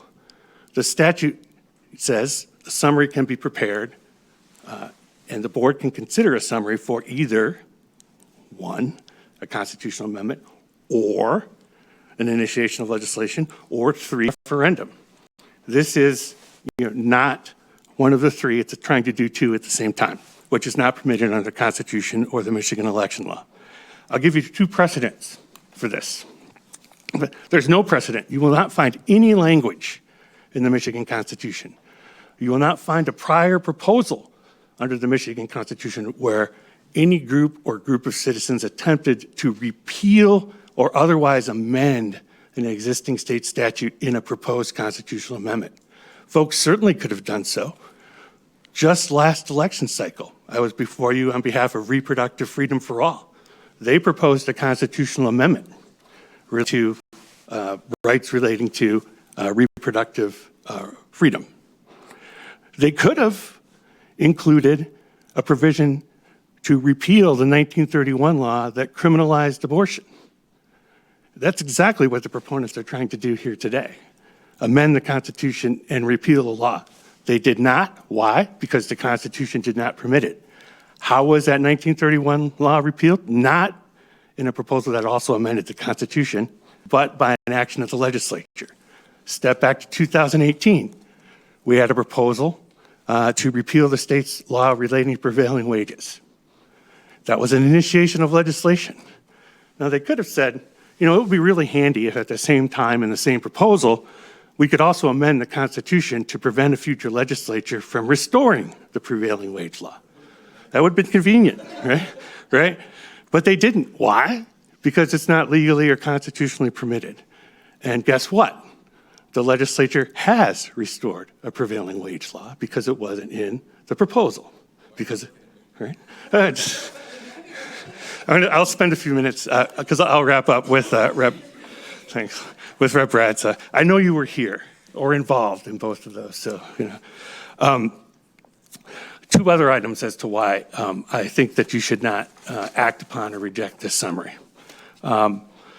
First, the statute that permits you to provide the option of reviewing and approving a summary requires that the proponent submit a summary. Right? There's no summary here. The proponents submitted a question. Right? There's not a summary. There's a question, a ballot question. There's also, we'll call it premature designation. The proposal suffers from, it has the ailment of premature designation. They've designated it as Proposal 24-X. Both the preparation of a ballot question and the designation of a proposal number is something that occurs under the statutes, not in a submission to the board seeking approval of a summary, but can only occur under the statutes when you have determined that there have been sufficient signatures collected for a signature. And the ballot question, based on guidance from the Attorney General, is going to be different. Does not have to be the same as any sort of a summary. So no mandatory summary, as the statute requires you, was ever submitted. The only thing that was submitted was a question.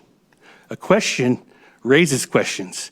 It doesn't fairly summarize the content of anything. It's open-ended. It's not a summary, it's a question. Then lastly, we have a petition list submission. Right? If you look at the language of MCL 168-482B, who may submit a summary for review by the board? A petitioner, a person who circulates a petition. Before circulating the petition, if you look in your guidance, the interim manual for ballot questions, there's a reference to who submits the summary for action by the director and the board. Well, that would be someone who has a petition. Perhaps something was submitted to the board. It certainly was not made available to the public. There's no petition, which is kind of also unprecedented. Typically, you see a petition when you're considering a summary. Because where does this summary go? Well, it's mandatorily required to be placed on a petition. So those are the reasons. Three, we have a proposal that's attempting in an impermissible way without precedent to both amend the Constitution and initiate law in a way that the Constitution and the Michigan election doesn't permit. We do not have the required submission of a summary. We have instead a premature submission of a ballot question. That means that the requirement under 482 that a summary be presented was not complied with. And lastly, we don't have a petition, which appears under the plain language of the Michigan election law to be a requisite for someone being able to submit a summary. For those reasons, we would ask that the board not approve or reject the materials that you have before you. Perhaps something compliant can be submitted in the future, but I think it's pretty clear that the materials that have been submitted to the board both defy the plain language of the Michigan Constitution and the election law that you are, as members of the board, sworn to faithfully uphold. Happy to answer any questions. I have one related to the example you so cruelly utilized of prevailing wage. That was initiated legislation, and you referenced the idea of using that to also constitutionally prohibit additional changes. Is this different, or is there anything to the argument that this is different because this is constitutional seeking to repeal legislative language? And the Constitution supersedes. Yeah, I don't think it's different. I give you examples, right? Reproductive Freedom for All was the proposed amendment to the Constitution, but it wasn't both the proposed amendment to the Constitution and initiated legislation, right? They're two exclusive paths. You just flip it, right? Prevailing wage was initiated legislation. It wasn't an amendment to the Constitution. It clearly couldn't have also amended the Constitution in the same proposal. The election law of the Constitution doesn't permit that. But that's what this proposal is trying to do. Now, the proponents of repeal of prevailing wage law could have said, you know what, we think as a matter of public policy, it's important that we also amend the Constitution because we don't think it makes sense from a public policy perspective to provide for this. They could have done so, but it would have required a second proposal with a second petition and a second summary. Similarly with reproductive freedom. had they also wanted to have the voters at the same time that they were placing rights related to reproductive freedom in the Constitution also repeal the 1931 law imposing criminal penalties relating to abortion procedures. They could have. It was my client. My advice to them was, if you would also like to do that, you may do so, but the Constitution and the election law requires you to do a second proposal. We have seen an example in the initiated law context in the last couple of years of sort of a dual proposal. It wasn't both a constitutional amendment and an initiated law, but we did have a proposal relating to tax incentives for school tuition, right? I believe you had two proposals before you, and the reason that was one would have initiated a law to amend tax laws, and the second, in order to comply with the Constitution that applies to all educational legislation, would have amended the school code. And you can't, nor can the legislature, in one piece of legislation, amend two different laws.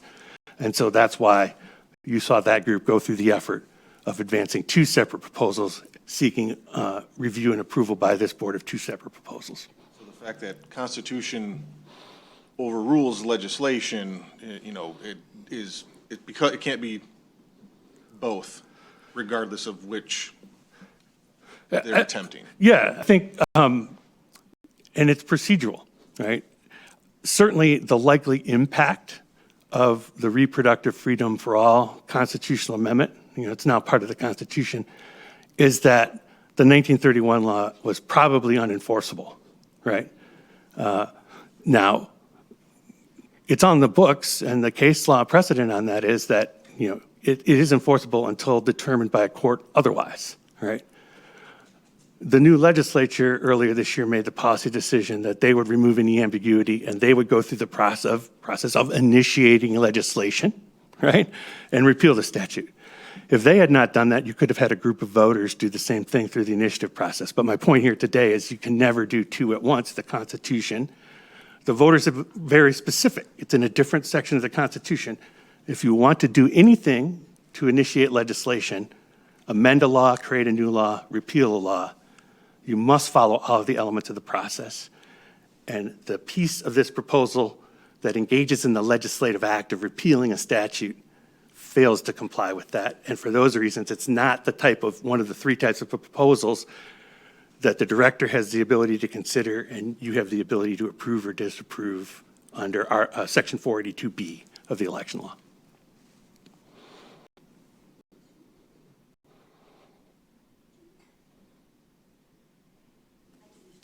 Thank you.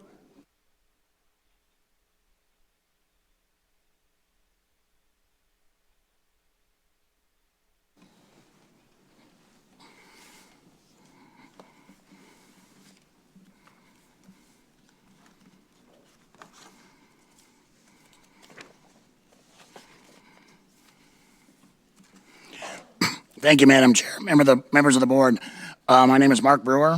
I'm a partner at the law firm of Goodman Acker, and I'm here this morning on behalf of Michigan Citizens for Effective Government, a ballot question committee which opposes the Axe MI-Tax proposal. I agree with and join in the remarks of Mr. Liedl. I just want to supplement and not repeat a number of things that he talked about. As he indicated, there are separate mechanisms under the Michigan Constitution to perform constitutional amendments and legislation. This proposal improperly commingles that, and it violates several specific provisions of the Constitution, which I want to flesh out for you. As you all know, and we heard this morning in a prior matter, under Article 2, Section 9 of an initiated petition, a proposal first goes to the legislature, and the legislature has a chance to adopt it or not to adopt it, but also to propose an alternative. The way this proposal is structured, that constitutional right of the legislature is ignored. It's violated. The legislature had right when it comes to initiation of legislation, to adopt it or to put an alternative on the ballot. Moreover, as Mr. Liedl indicated, there are some specific provisions which require what an initiated petition looks like. Without revisiting the debate earlier this morning, among those things, of which I think there is no dispute, you need a title on the initiated legislation. There's no title here. They simply say, we repeal this law by this constitutional amendment. So as Mr. Liedl indicated, I just gave you a specific example of how requirements for an initiated law are violated. Moreover, even if the legislature were to adopt a proposal, the citizens have a chance, have an opportunity, a constitutional right to conduct a referendum on that. That right is ignored by the way this proposal is put together. The legislature will never get the opportunity to adopt it, so citizens will be deprived of their right to referendum. So there's a cascading effect here of constitutional violations by the way this proposal is structured. As Mr. Liedl indicated, but I'd like to spend a little bit more time on, this is historically unprecedented. No constitutional amendment has ever come before this body or the people of Michigan. And I have history materials back to the late 60s on this, and I've thoroughly reviewed them. There's nothing there. No one's ever tried this before because everybody understood that you can't do this. And Madam Chair, if I may, I want to tender a copy of some material to you. This article of the Constitution, as we all know, has been subject to frequent attempts to amend. Right? There was the Tisch proposal, there was Headley, and there have been a number before and after.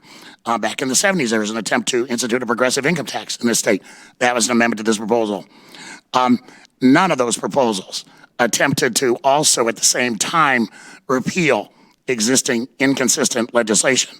And I'd like to, if I may, show you material from 1978 on the Headley Amendment that demonstrates how the Headley Amendment did that.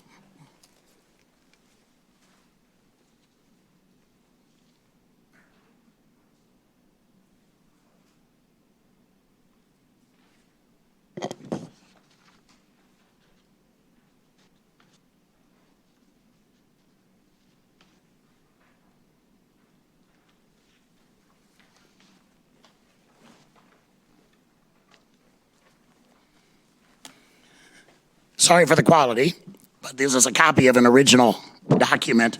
The Headley Amendment, as it's come to be called, was Proposal E on the 78 ballot. You can see on the first 2 pages of the document I handed you, the text of the proposal, which is now part of our Constitution. And I took the liberty of highlighting for the board how legislative implementation was handled. And I highlighted that in yellow on the second page, Section 34. You will find this in the Michigan Constitution. This amendment directed the legislature to implement the provisions. It did not attempt to go through the tax code of this state and repeal or amend or change in any way all of the laws, and there were a massive number that had to be changed after this proposal was adopted. This approach is consistent with the history. I'm just going to give you some examples. I do not have handouts on this, but for example, in 1984, there's Proposal C, which proposed to amend this section of the Constitution. But again, it did not attempt to repeal or change any existing law. It gave direction to the legislature about what it was supposed to do had the proposal been enacted. Back in 1980 Proposal A, again, an attempt to amend this provision of the Constitution. It gave direction to the legislature as to what it was supposed to do, sometimes in great detail about what it had to do, but it did not attempt to substitute itself for the legislature. 1980 Proposal D, this was the so-called Tisch Amendment that many of us may remember. It was highly publicized at the time. It failed, but again, proposed extensive changes to Article 9, but did not attempt to do the legislature's job and amend things. And finally, as I mentioned earlier, back in 1976, there was Proposal D, which would have allowed the state to adopt a progressive income tax. Did this proposal not only remove the prohibition on income tax, but also enact one? No, because people understood that that was not the role of a constitutional amendment. The role of a constitutional amendment is to change the Constitution, and then the legislature or the courts thereafter implement the amendment. And I might add, with the Headley Amendment, we still know to this day, it was so complex, we still are litigating and arguing over what Headley means, right? So again, that's just an example of how the process plays out. After the amendment's adopted, the legislature does its job. If the people don't think the legislature is doing its job correctly, they have the option of going to court. But in no circumstance, in all the history of the state constitution that I've been able to research, has anybody ever attempted to do this, because the common understanding has been that you can't.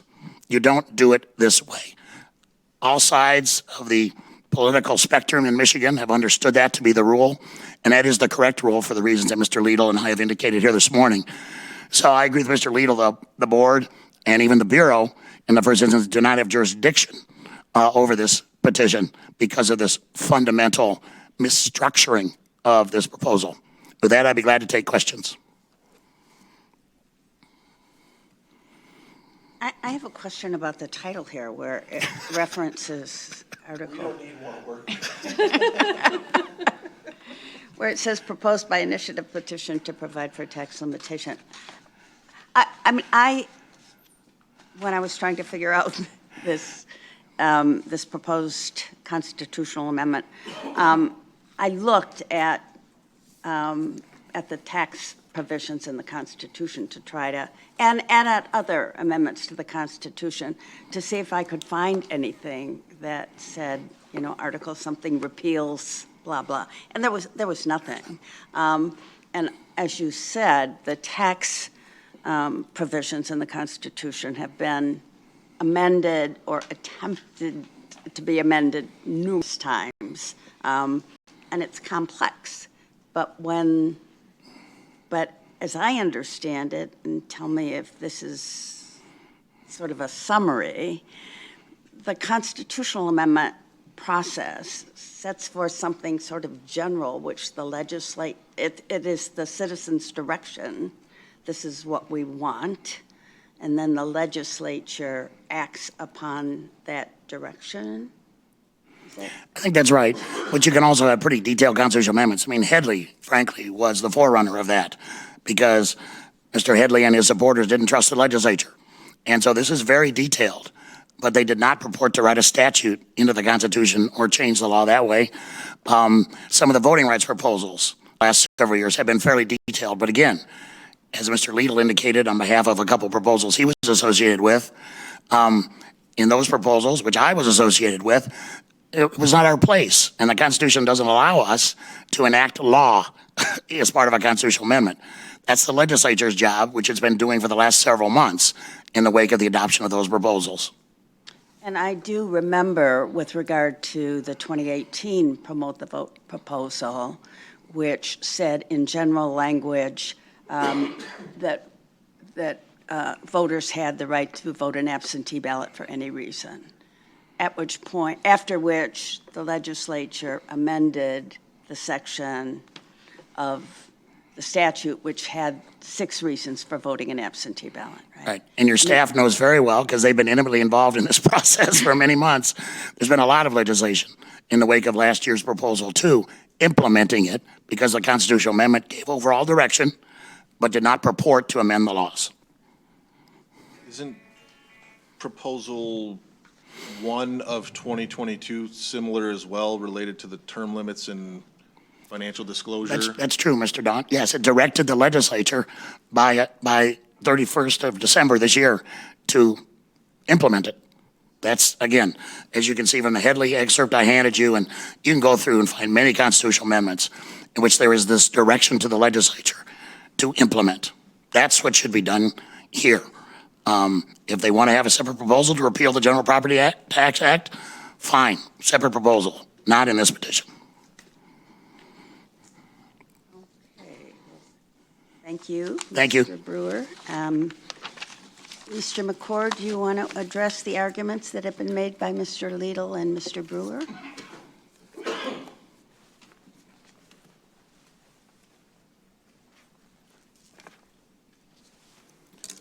Good morning, Madam Chair and the board. My name is Paul McCord. I'm a shareholder at Fraser Tabelcock in Lansing, and we represent Axe My Tax. I guess to use a word that was used earlier this morning, I feel sandbagged. Just got these materials, and apparently the challengers have just come forward. So with all that being said, I do disagree with the challengers. First off,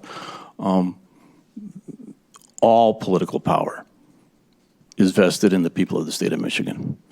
And it is through the Constitution that they transfer their political power to the legislature, the government of Michigan. Therefore, the people of the state of Michigan have the power to repeal a tax provision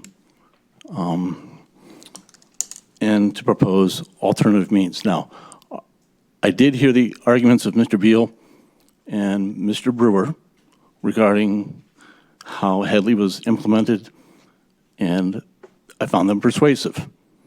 So at this point, first off, we have a problem with the summary. We didn't prepare the summary. The summary was prepared by the Director of Elections pursuant to the manual. Now that summary, we're kind of flabbergasted to find that instead of it being 100 words, it's 108 words. So as drafted, this board can't approve that summary because it's not in compliance with the statute. That said, and we proposed, Ms. Wagner was going to come up here and speak as to some changes to the summary, which we thought could be implemented by the board at this meeting to bring it into the 100-word compliance. All that being said, we are prepared to withdraw our request and resubmit for consideration next month. Thank you. You have shortened our discussion regarding this. Just to clarify, it may not be relevant for today, but the reason that I think the difference on the number is that numbers don't count towards the total. So the 60%, 2/3, 0.1%, that's probably why you're getting 108, but it's 100 words, not counting those numbers. Right, yeah, okay, well, I did have the former Chief of Staff of the Secretary of State's office. He was of the opinion that numbers did count. So, and they do count when we file briefs in court. So, I mean, a number, is, if I wrote out the word, it would count. So we took the position that numbers are words, symbols, but they represent words, and they did count, and we came up with 108. I have no inherent opinion about whether they should count or not, I'll just say, but the practice has been that they are not counted towards the total, and we can certainly summarize that, and perhaps it's something we should add to the notices when we put out the Certainly would be helpful. request for comment. All right, we will resubmit. We will withdraw the request today. We'll resubmit for next month. Thank you. Thank you.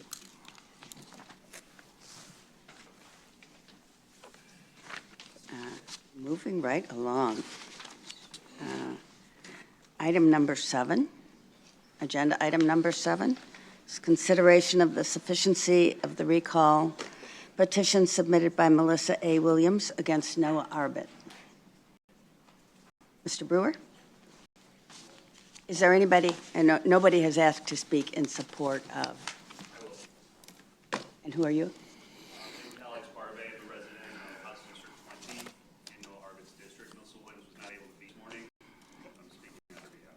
So you have not submitted any requests to speak, but if you want to, you can speak after. Why don't you prepare one so I'll know your name, and you can speak after Mr. Brewer.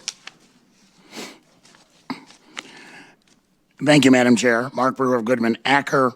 On behalf of, try to expedite things for you all this morning, both Representatives Arbit and Kofia, and the arguments I'm about to make apply to both petitions. I remain available, obviously, if you have questions about either.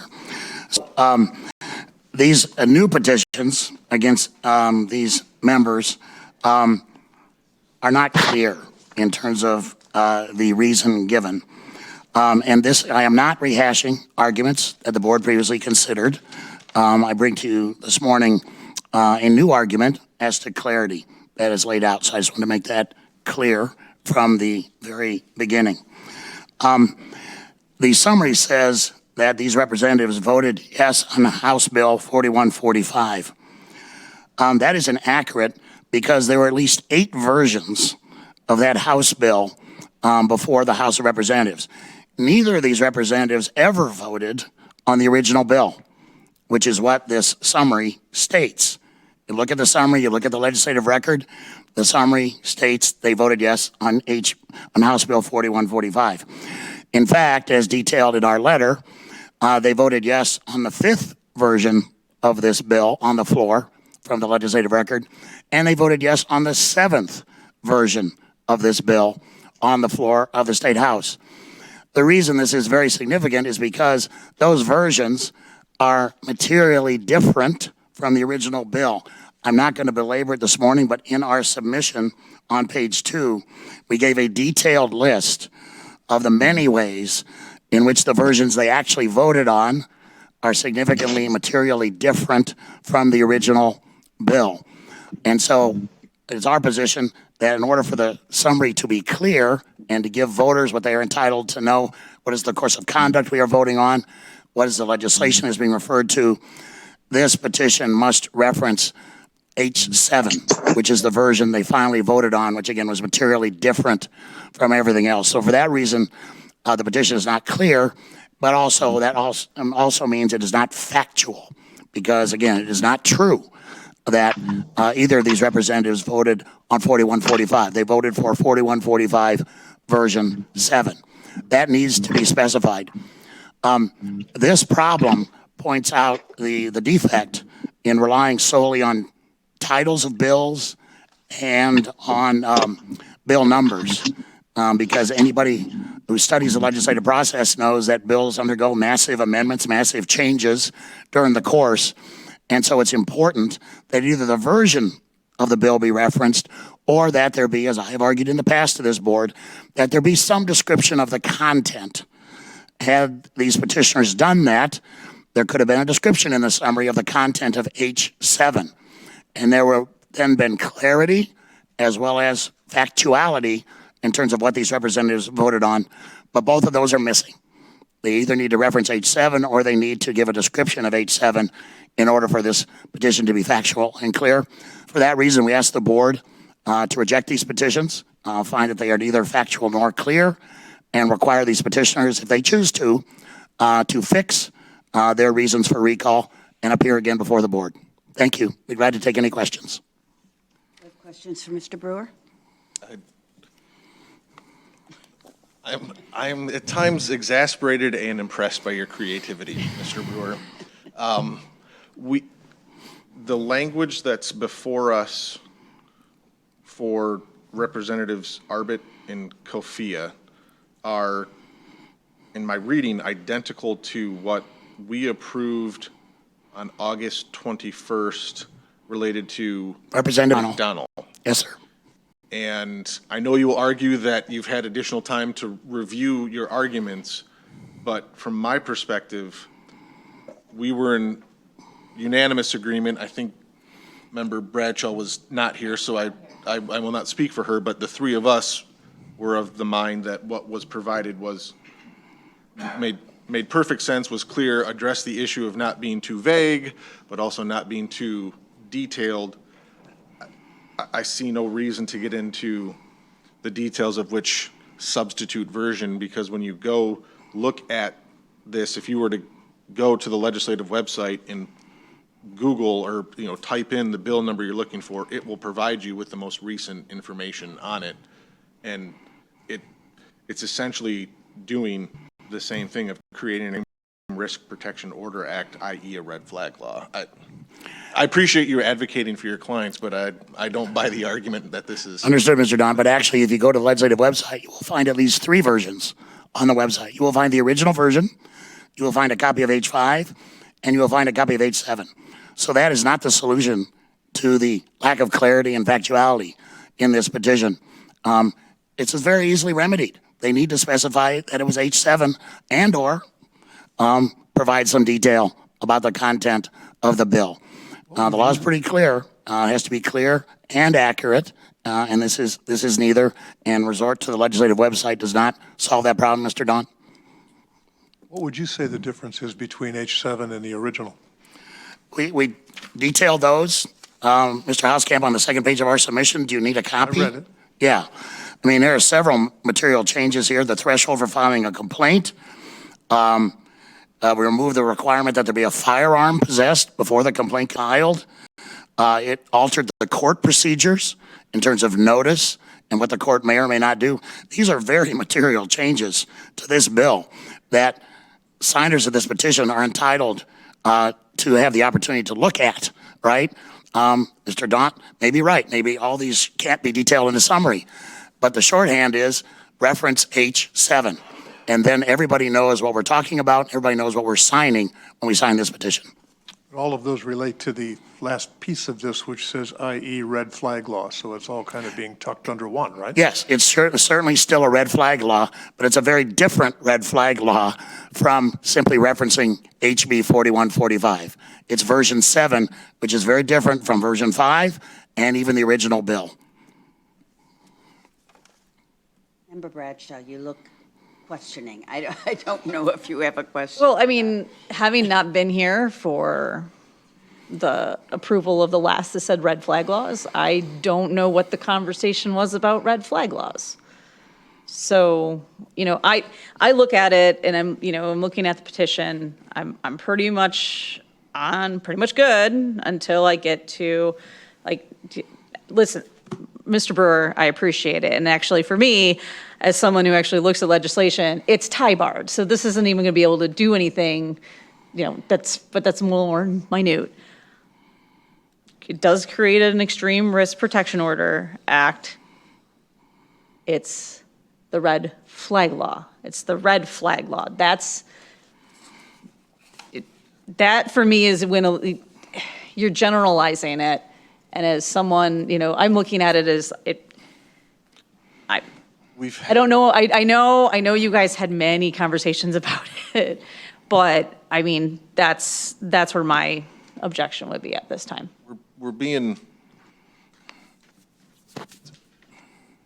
We are trying to be trapped into, it's never specific enough. But it's never general. It's right. Like, these are ordinary citizens engaged in the process of attempting a recall. Mm-hmm. I have stated repeatedly that I think these efforts are foolish and don't think they're going to go anywhere. That is aside from the fact that they have a process that's been asked of them. Mm-hmm. They're trying to provide language that we as a board have discussed previously and kind of agreed on. And I think to keep moving the ball on that is a little. I'm not trying to move it. I'm just explaining where I'm at because I wasn't in this conversation. And I know that this is exactly the same language that my fellow 3 board members, all of you approved. And I've just, where my objection would be is a quotation of red flag law. That's where I'm at today. And I wasn't here for the last one, so. Mr. Brewer, when we let a recall petition go through recently, that was one of your projects as well, I think, wasn't it? Yes, Mr. Hauskamp. And you took us to court, I think, didn't you? We did. Has there been a resolution on that yet? That appeal's been dismissed. That case was dismissed? No, my client voluntarily dismissed the case. Okay, so that petition's still in place? Yes. Okay. Which one was that again? Was that? It was Representative McDonald. Okay. The one you referenced earlier, Mr. Daunt. Thank you. Yes, Mr. Housecamp's correct. After this board approved the petition, we did take an appeal. That appeal, though, was recently dismissed. This wording on this petition is essentially almost identical. It is identical, but misleading and inaccurate for the reasons that I I gave you the indicated. advantage there. I said almost.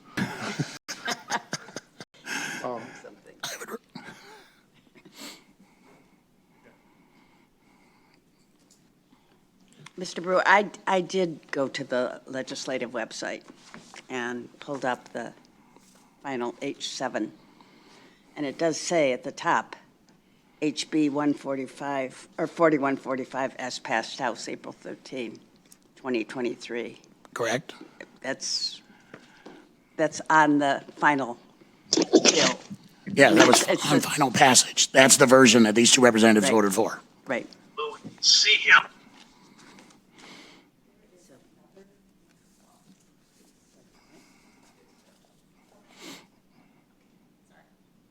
If it's any consolation, I totally agree with Mr. Daunt that these recalls are just nonsensical. However, Okay, we have one, if there are no more questions for Mr. Brewer, there's someone who is asking to speak.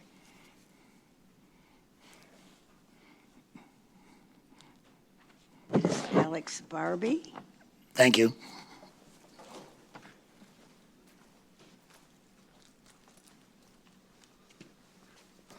Okay. Can you spell your name for the court Yes. reporter, please? First name, go by Alex, Alex. Last name Barbe, Barbe, Barbe. Okay. So I'm here representing, or on behalf of Miss Melissa Williams. Very frankly, everything that I wanted to say has been said. It's the exact same verbiage. Don't want to waste any time. Any questions for me? Thank you for not wasting our time. You're welcome. I was about to say thank you for coming in and representing. You're welcome. Do we have a motion?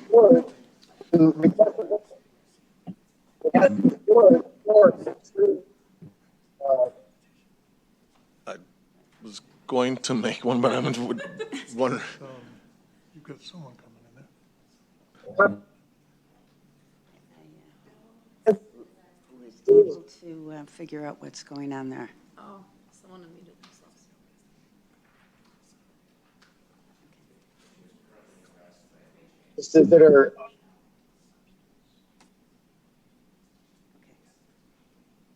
Do we have a motion? I move that the Board of State Canvassers determine that the reasons for recall printed on the petition submitted by Melissa A. Williams against Noah Arbit on October 3, 2023 are factual and sufficiently clear because it appropriately lays out the actions of Representative Arbit. I'll second. Okay. We have a motion which has been supported. All in favor? Aye. Aye. Aye. Nay. Right. Motion carries 3-1. Do we have a motion on item number? Can I ask one question of Director Brader before we go forward? For Representative Kofia. What is where are we in the timeline coming into the 2024 election for State House representatives for recall? So the question is, what would be the deadline Yes. for them to submit these signatures and actually have a recall election before they're up for reelection? Adam, are you able to address that? So petitions. There we go. So petitions for state representative cannot be submitted within the first 6 months of the term or the last 6 months of the term. So it would be, so the term ends January 1st, I believe, so it would be 6 months from January 1st would be when it would be, we would reject at that point. Thank you. And I can get an exact date if you need it. If we can have that Give me 1 second. Actually, if we can have that for the next meeting, just as a general. Sure. Because it also includes other recalls above county commissioners. So for offices in which the term is 2 years, that deadline is 6 months. If the office in which a REIT being sought is 4 years, it's the last year in which. So for someone like the county commissioners, county Yeah, offices. the that file with county-wides. you, Yeah, those county-wides that have a 4-year term that file with the board, it would be January 1st of '24 would be the, well, I want to clarify. It would be 1 year from whenever the term starts, and it's not always January 1st. Sometimes it's July, depends on the office at the county level. It would be nice to have a update for next meeting, please. Sure, I will try my best. It depends, yeah. So Mr. Brewer indicated that his argument was the same with regard to item 7 and item 8. Item 8 is consideration of the sufficiency of the recall petition submitted by Gerald Walters against Betsy Kofia. Since we have heard the argument and had a discussion about precisely the same language, do we have a motion?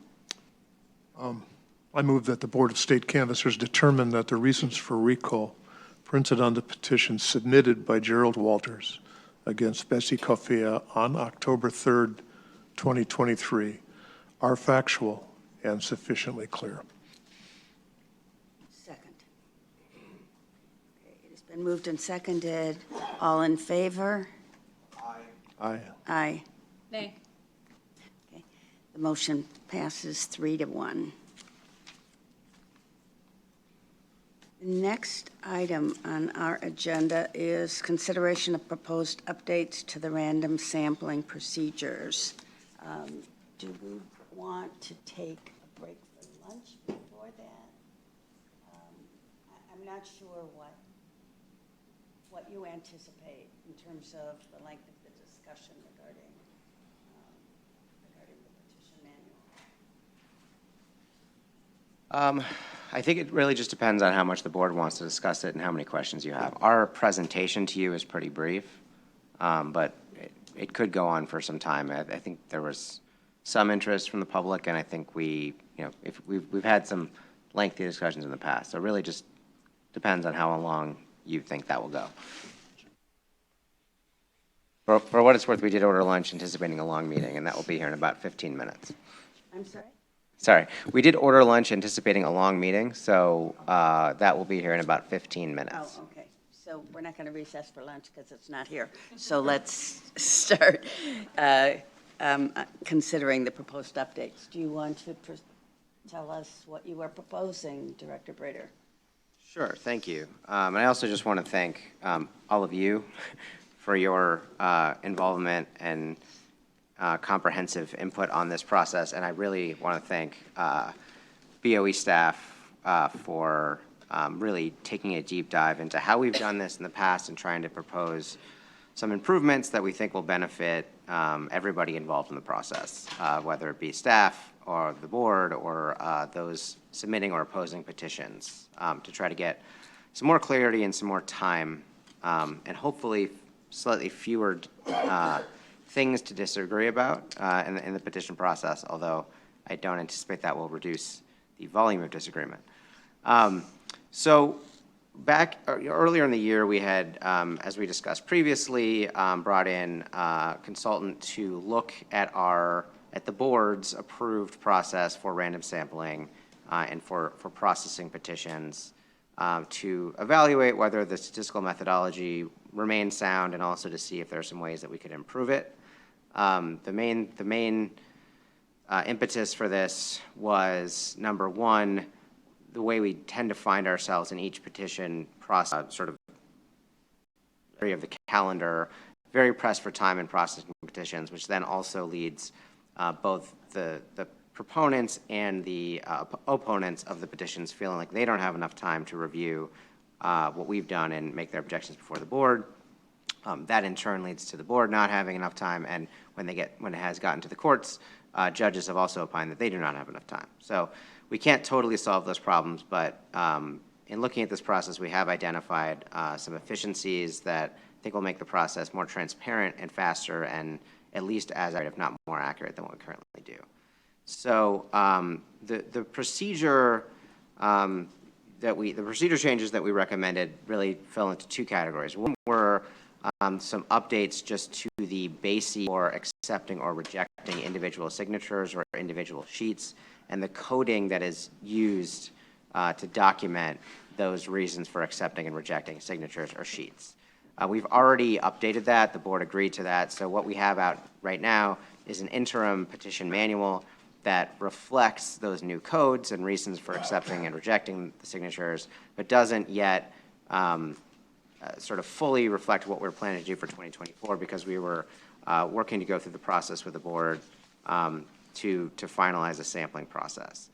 So after we initially presented this to the board, we got a lot of input, positive and negative, from practitioners and others in the board, and so we did pull together some experts, a lot of folks that have experience with the process of sort of various political orientations, and basically formed a working group to make some recommendations. Between that and what we had previously proposed, we now have a set of updated recommendations for you that reflect what we recommend doing with the petition process. The other thing I want to note is that throughout this process, there was also a lot of discussion about legislation, like what is and is not required or could be permitted to be changed under the election law. I think there are still differences of opinion on what can and cannot be done under current law, but I think everyone agreed for the part that it would be helpful to have some of this clarified in the election law, both because there have been a number of court decisions over the recent decades that have either provided clarity or changed the way some of those laws can be impacted, and then also just to provide more certainty in the future as to what can and cannot be done. So we do have some recommended proposed legislation for the board based on what the board's feedback was. But putting that to the side for a second, what we are proposing is an update to our random sampling process, and it includes, I think, 3 important changes. One is that we recommend just more clearly laying out the way that we are going to sort, scan, and process petitions and make them available to the public. So we have, working with the consultant and our own staff and their views, determined that we can streamline some of this process by, first recommending or strongly encouraging that petitioners submit their signatures to us sorted by number of signatures per sheet. We then are going to abandon what we have previously done, which is a manual hand stamping of sheets and hand counting of sheets, to instead, consistent with the board's recommendation and everyone's preference, go with an electronic route where we will then directly scan the sheets in packets of sheets. We will electronically number them, and then we will use the electronic files to facilitate faster counting of the sheets and the signatures. To be clear, when it comes to the sample and the entire petition, we're going to obviously retain those paper sheets, so they will be available. They're not going anywhere. But for the sorting and counting and numbering process, we're going to be using an electronic process. That will save us several days and staff hours. The second sort of set of changes would be to the sampling process itself, which is we are recommending increasing the sample size that we use for signatures and going to a one-stage only sample. So there was a question earlier about whether or not a second round, a larger sample should be drawn on the Raise the Wage petition.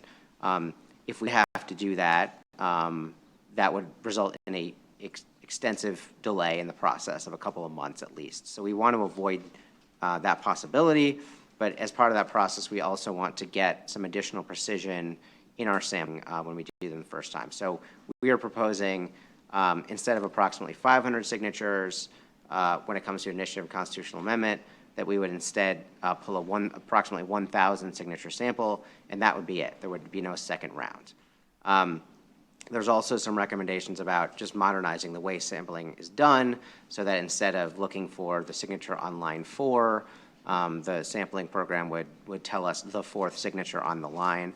That would cut down on the number of misses where we have the program telling us to pull a signature from a line that does not have a signature.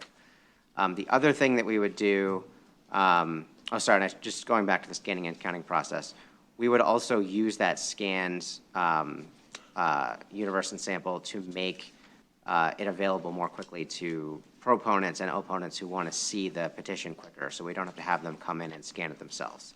That would save us a lot of time and them, as well as probably saving them money and resources.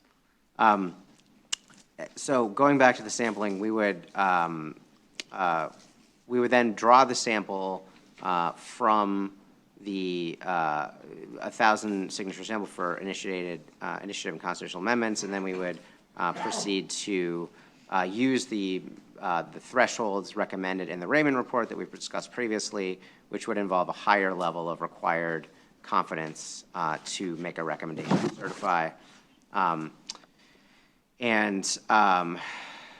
So that would be how we proceed with the sampling process. A change here would be that we would be doing all the face review as part of the sample.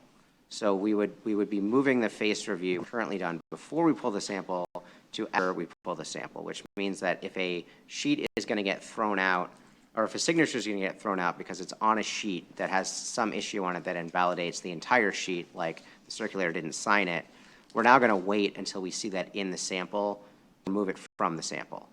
According to the expert that we retained, as well as an academic expert at Wayne State who also reviewed it, that makes no difference in the validity rate. You're going to see the same number of facially invalid sheets represented in the sample as you would see if you did it the first time. And then doing that as part of the sample would save a huge amount of time because we don't have a separate process to eliminate. We would not be doing that review where we eliminate the wholly bad sheets from the sample, from the universe before we do the sample, but instead we would be doing it after the fact. And I just want to clarify something. If we found an invalid, signature that's on there because it is on a facially invalid sheet, that would be considered a rejected signature. So we wouldn't be pulling that out of the sample. That would be rejected in the same way that a signature that didn't match or was missing or any other reason would not be counted. So basically, we'd be doing this entire process. All the reasons why a signature rejected, whether it's because of that line, that signature itself, or because of there's something with the sheet entirely, would all be done in one step as part of the sample. And that would streamline the process quite a bit. And then finally, the other big change is that we would be also beginning to do random sampling for candidates for statewide office. So these are typically people running for Senate, U.S. Senate, or may also be non-major party candidates that are running for other statewide offices. But these would be the types of candidates that are submitting a large number of signatures. We're recommending that we would implement a random sampling process, and we would have a sample size there of 750 signatures instead of 1,000 signatures, because the total number of signatures in those petitions, while large, is a lot smaller than the total number we have in the initiated laws and constitutional amendments. The major benefit of this is it will help us have a more straightforward process if we are in the unfortunate situation yet again of having a large number of statewide office candidates that submit signatures that include a lot from fraudulent petition circulators. What we ran into last time is we didn't have a process at the outset to go through individually thousands and thousands of signatures to verify that each one individually is not a valid signature. We did go through thousands of them and determine that many of them were submitted entirely by fraudulent petition circulators, and that's now been subject of criminal proceedings. But a more straightforward, streamlined way of doing that would be just to sample it. We couldn't do that last time because that wasn't part of the board's process. But if we could sample it, that would allow us to more efficiently determine whether they have enough valid signatures. So any bad signature in a statewide candidate's petition, whether it's there because of fraud or because of mistake, doesn't matter. It would be thrown out and would be proportionally represented in the total number of signatures as determined by the sample. So those are essentially the major changes that we're recommending. I will note again that we've also prepared for the board some proposed legislation that would clarify this and other issues. But our view continues to be we can do this all now. So we're presenting both of these to you at the same time. Adam, is there anything you'd like to add or clarify? Nothing from me.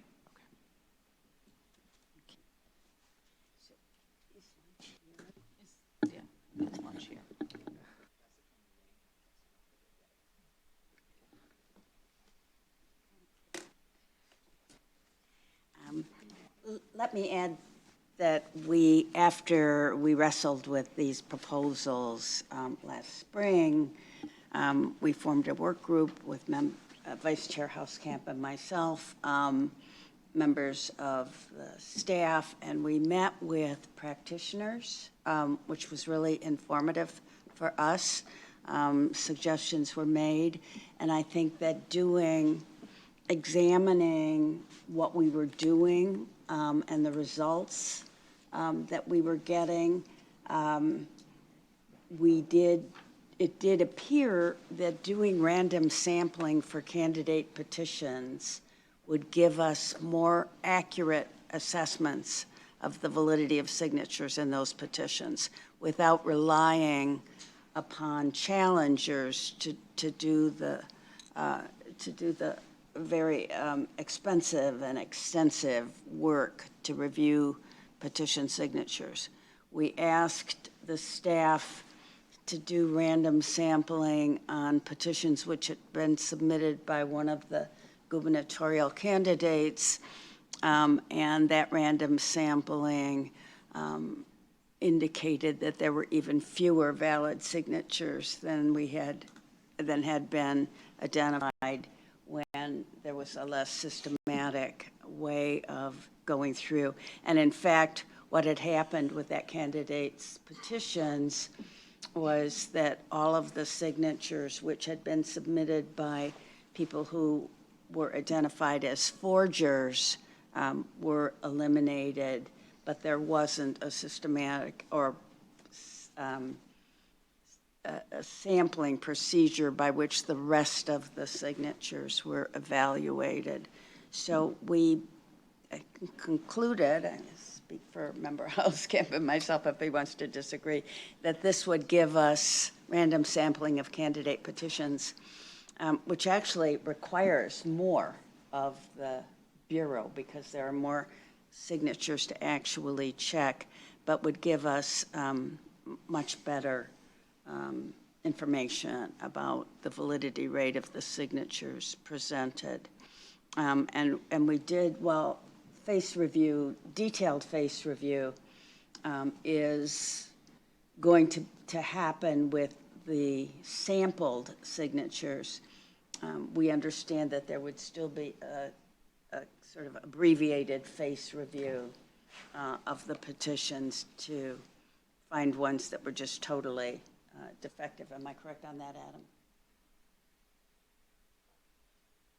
Yeah, that's, sorry, I was addressed to Adam, but I'll jump in. Yeah, because we're still going to be looking at each sheet as part of the sorting process. We're still going to be scanning them all. So that will provide an opportunity for us to identify the kind of like jump out and hit you in the face level of fraud that we saw with some of the circulators last time.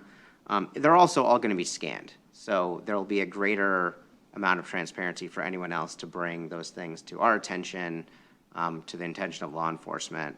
So as this sort of, this is not our main job, it's obviously something that we need to do. We will still be able to identify things that look like they may be criminal that need to be referred to law enforcement. You know, what we're recommending to the board is always based on whether they have enough valid signatures, not based on, you know, why the signatures that are invalid are invalid. So that process will be more streamlined, but we're not going to lose the ability to then refer anything that needs to be negated by others to the appropriate authorities.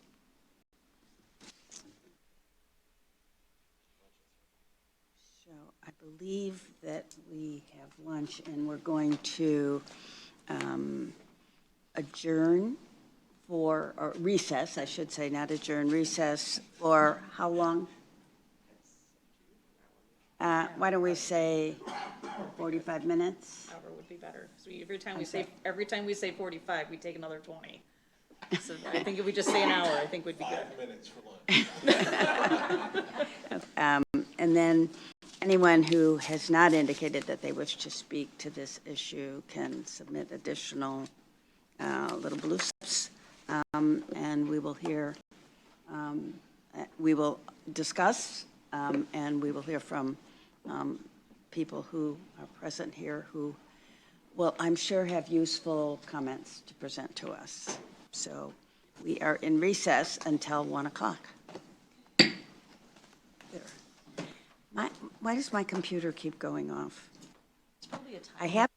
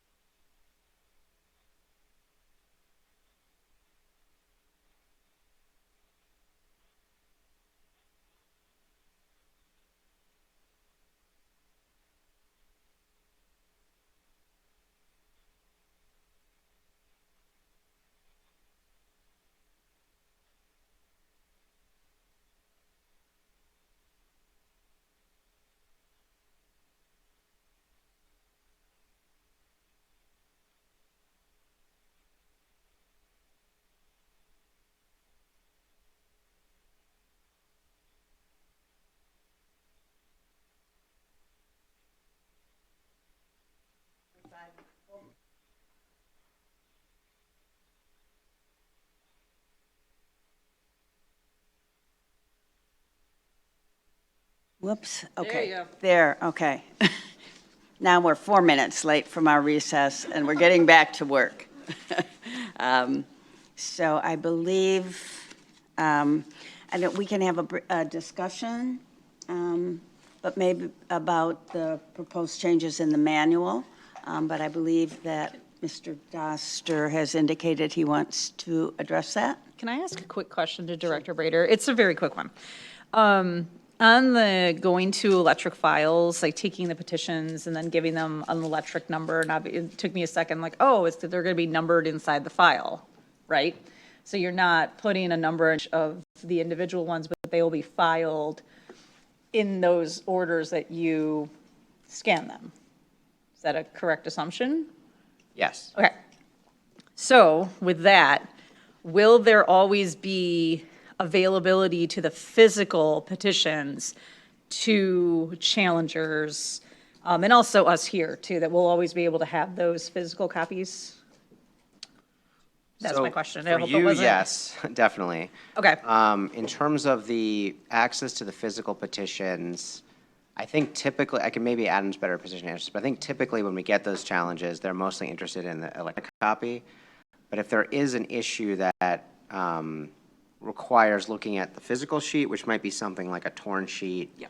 or That's a where my brain font went. issue, we would have a way to make the physical sheets available to resolve that. But Adam, do you want to add anything? Yeah, the only other piece that I would say is, the point of us sending the entire petition drive is to, it serves a purpose for us, but also for challengers, for proponents, for opponents, whoever. They can get that electronically, the entire thing. If they want to see the original petition and they still want to come in and scan the original petition, that same access would be reduced because the original is not numbered anymore. Staff would have to do it. And that there may be a cost associated with that because we've already done the work to scan in Bates number and create an electronic version.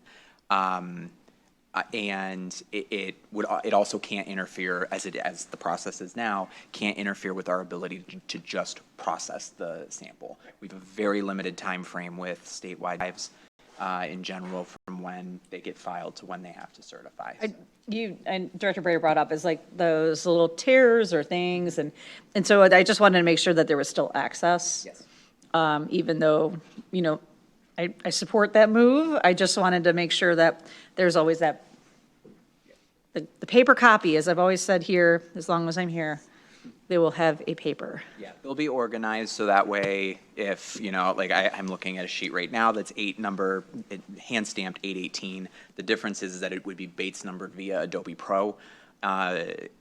We would still be able to organize it in a way to be able to match the electronic Bates number to the same physical copy.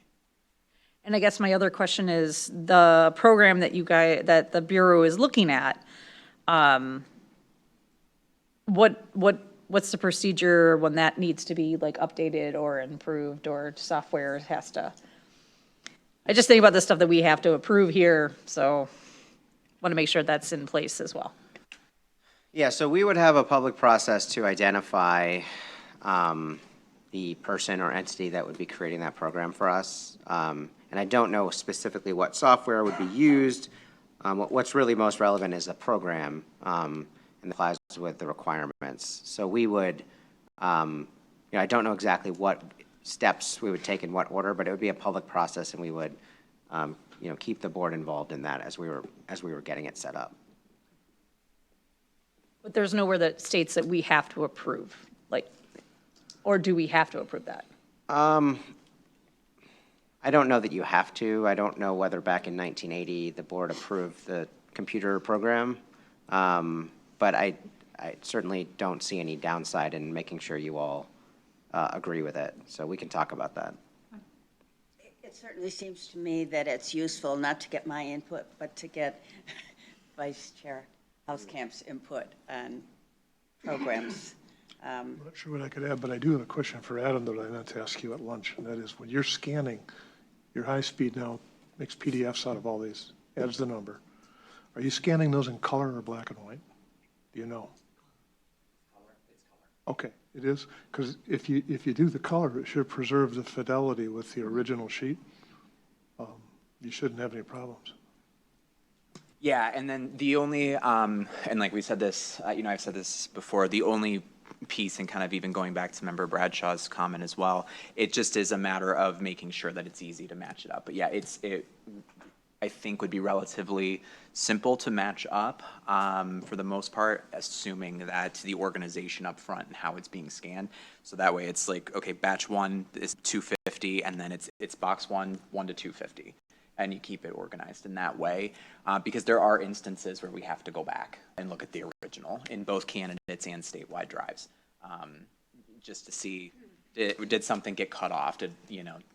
Was it damaged? Is that just in the scan, or is it in the original? So it should be. Torn, or if it's torn or watermarked, or someone had mentioned bleed through on the Sharpies. If you've got that going on, the scan is going to pick those up as well, right? Yes, and the problem with like a Sharpie, for example, in particular, that may arise is that bleed through only invalidates if it bleeds through and covers up a mandatory element on the back. So if it's a Sharpie, and we don't recommend using Sharpies to cross, we recommend pen or pencil. You use like just a pen with a simple line is fine. If you take a Sharpie and you color it across and it bleeds through and it covers up text on the back, that's invalid now. But if you can still read that text on the back, even if it's just a faint bleed through, but nothing's obscure in the back, it's fine. That just brought up a question. When you take these scans, they're obviously not just front scans, but they're front and back. Front and back of a petition? So, no, it wouldn't show if you would have to have the physical copy to show if there was bleed through. And we will still pull that physical copy as the sample as well. So if we pull this sheet gets pulled as part of the sample, we will still pull the physical copy. So we'll have the original filing and we'll still have the original sample copy as well. So we can still So do the that sample, check. you would take off the original copy. You would look at the paper copy for the sample. Sorry, In addition just to trying an to. electronic, we have both options then, but you still would be able to match it.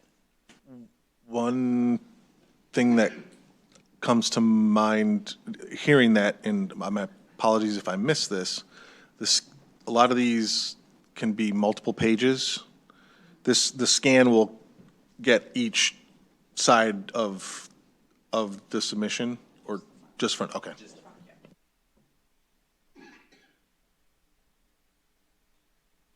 Curiosity, does your scanner have the ability to scan both sides? That's a setting on it, isn't it?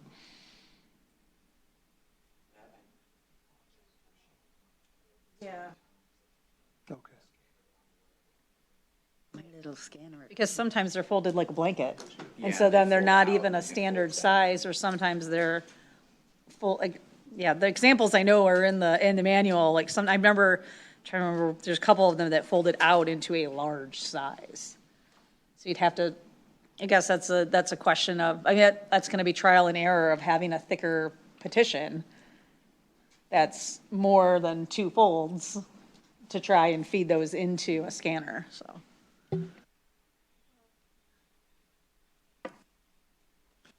Guess I would just clarify that this is already an issue. It's just that the scanning is now being done by the proponents and opponents have had to deal with this for a while, so we will just be facing the same challenges they did. Thank you, Madam Chair, for allowing me a couple questions before Mr. Doster comes up. Just other business.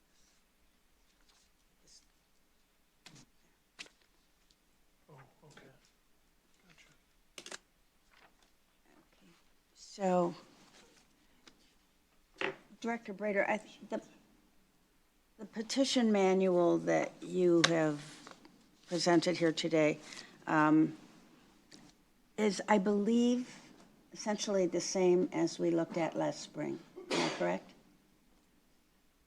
Yes, the changes to the sampling procedure are the same.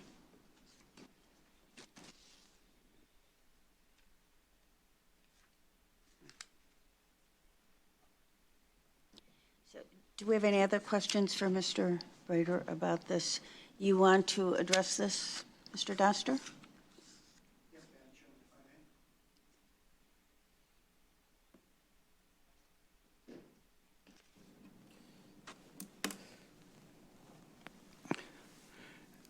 Eric Doster on behalf of no one, and I can see without a billable client, there's only one of us is going to testify. I expected Mr. Liedl and Mr. Brewer to stay, or Ms. Hanson, but any rate, I'm not quite sure what you're being asked to vote on today. I'm hearing interim petition manual. These sampling procedures were available wherever I got these things on the table behind me. And so I'm not exactly sure what you're being asked to vote on today, but needless to say, I went on the website this morning and I saw this 2-page document that says sampling procedures for canvassing petitions, and that's what's available on your website.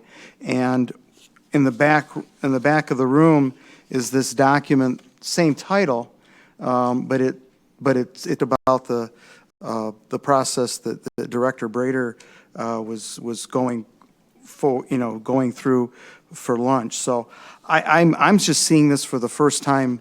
This is my copy that I picked up for the first time today, and I was a member of the working group, and I appreciate the comments that I've had over lunch. But I guess what I'm going to ask this board is that I haven't really had a chance to look at this other than over the lunch hour, and I would ask this board not to take any action on these procedures today. And as part of this, I would also ask that this board not adopt these procedures with the understanding that, oh yeah, we can always amend them or change them later, because I'm a parent, I've had parents, and when you say to your kids, well, maybe later, that's maybe never. And so nothing will happen. And here's what I'd like to see happen. And again, I'm not saying anything comments I already haven't given to this board before. I pulled up before I came here today, my April 24 letter to this board regarding the comments on petition validation and sampling process. And if you don't have a copy ready, I'll be happy to pass out some more to the board today. But my God, when you read these things, you think I was Mr. Transparency, and because that's really all I'm asking when you look at the 13 comments that I've got there. And I was hoping that Steve Liedl would still be here, because when you compare his July 11th, 2022 letter that he submitted on behalf of Reproductive Freedom for All when he was filing their petitions for the constitutional amendment last year, I stole is stole from what he's asking for, the things that I'm asking for. And again, it's not, when I say asking, these are things that the Bureau routinely already gives, like the Excel spreadsheet of where they are in their process for the number of signatures. That's very helpful when you're a challenger or the petitioner. And we very much appreciate the Bureau making that available. They always haven't made that available. So again, all I'm trying to do with my comments, and again, I'm going to ask, because I did look through these sampling procedures, and none of my comments on transparency are reflected in there, and I really think that we're missing a great opportunity to make this process more transparent. And also, I think I've heard, again, I was listening to you folks online this morning, and I think I've heard the fraud term maybe used half dozen times already today.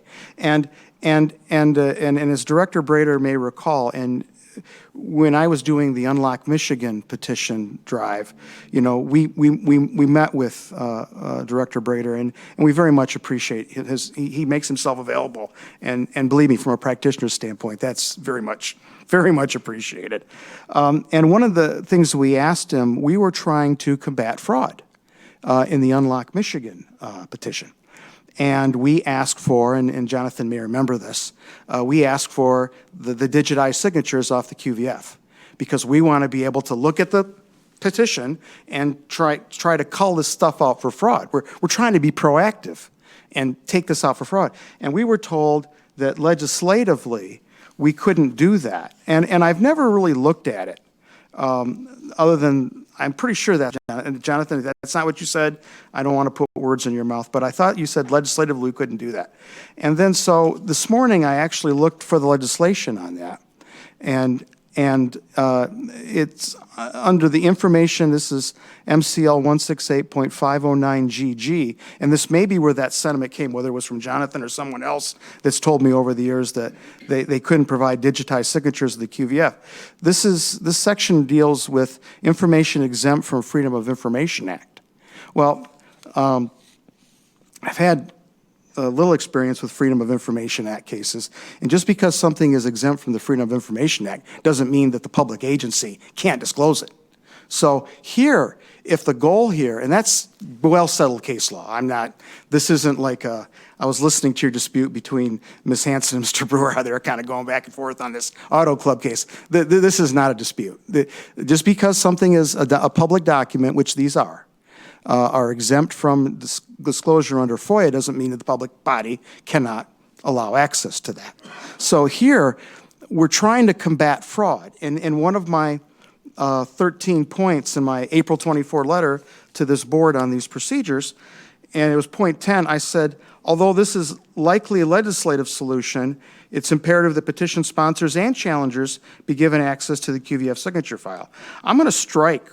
I think I'm wrong when I say it's likely a legislative solution, because I never looked at the act for it before this morning. And if it's a FOIA, if the reason is FOIA that we're not given access to digitized signatures, that's not a reason.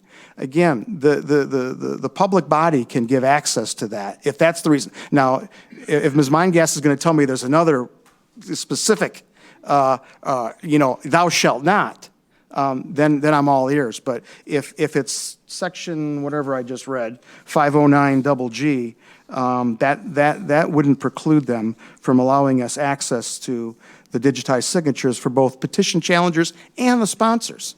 Again, the sponsors going forward so they can help cull out their own fraud, which is what we attempted to do in Unlock Michigan. So again, and we've had a couple of one or two public hearings on this, and the only person who was against allowing everyone to have digitized signatures, not surprisingly, was Mr. Grebner, because he thinks he's got this digitized signature list, and he's the only one that has one. But whatever, to the extent that that's worth anything after, more than a few election cycles, that's that. But anyway, he was the only one that I remember either in the work group or here before this board that said, no, we don't need digitized signatures, because he wanted to keep what monopoly he thinks he has.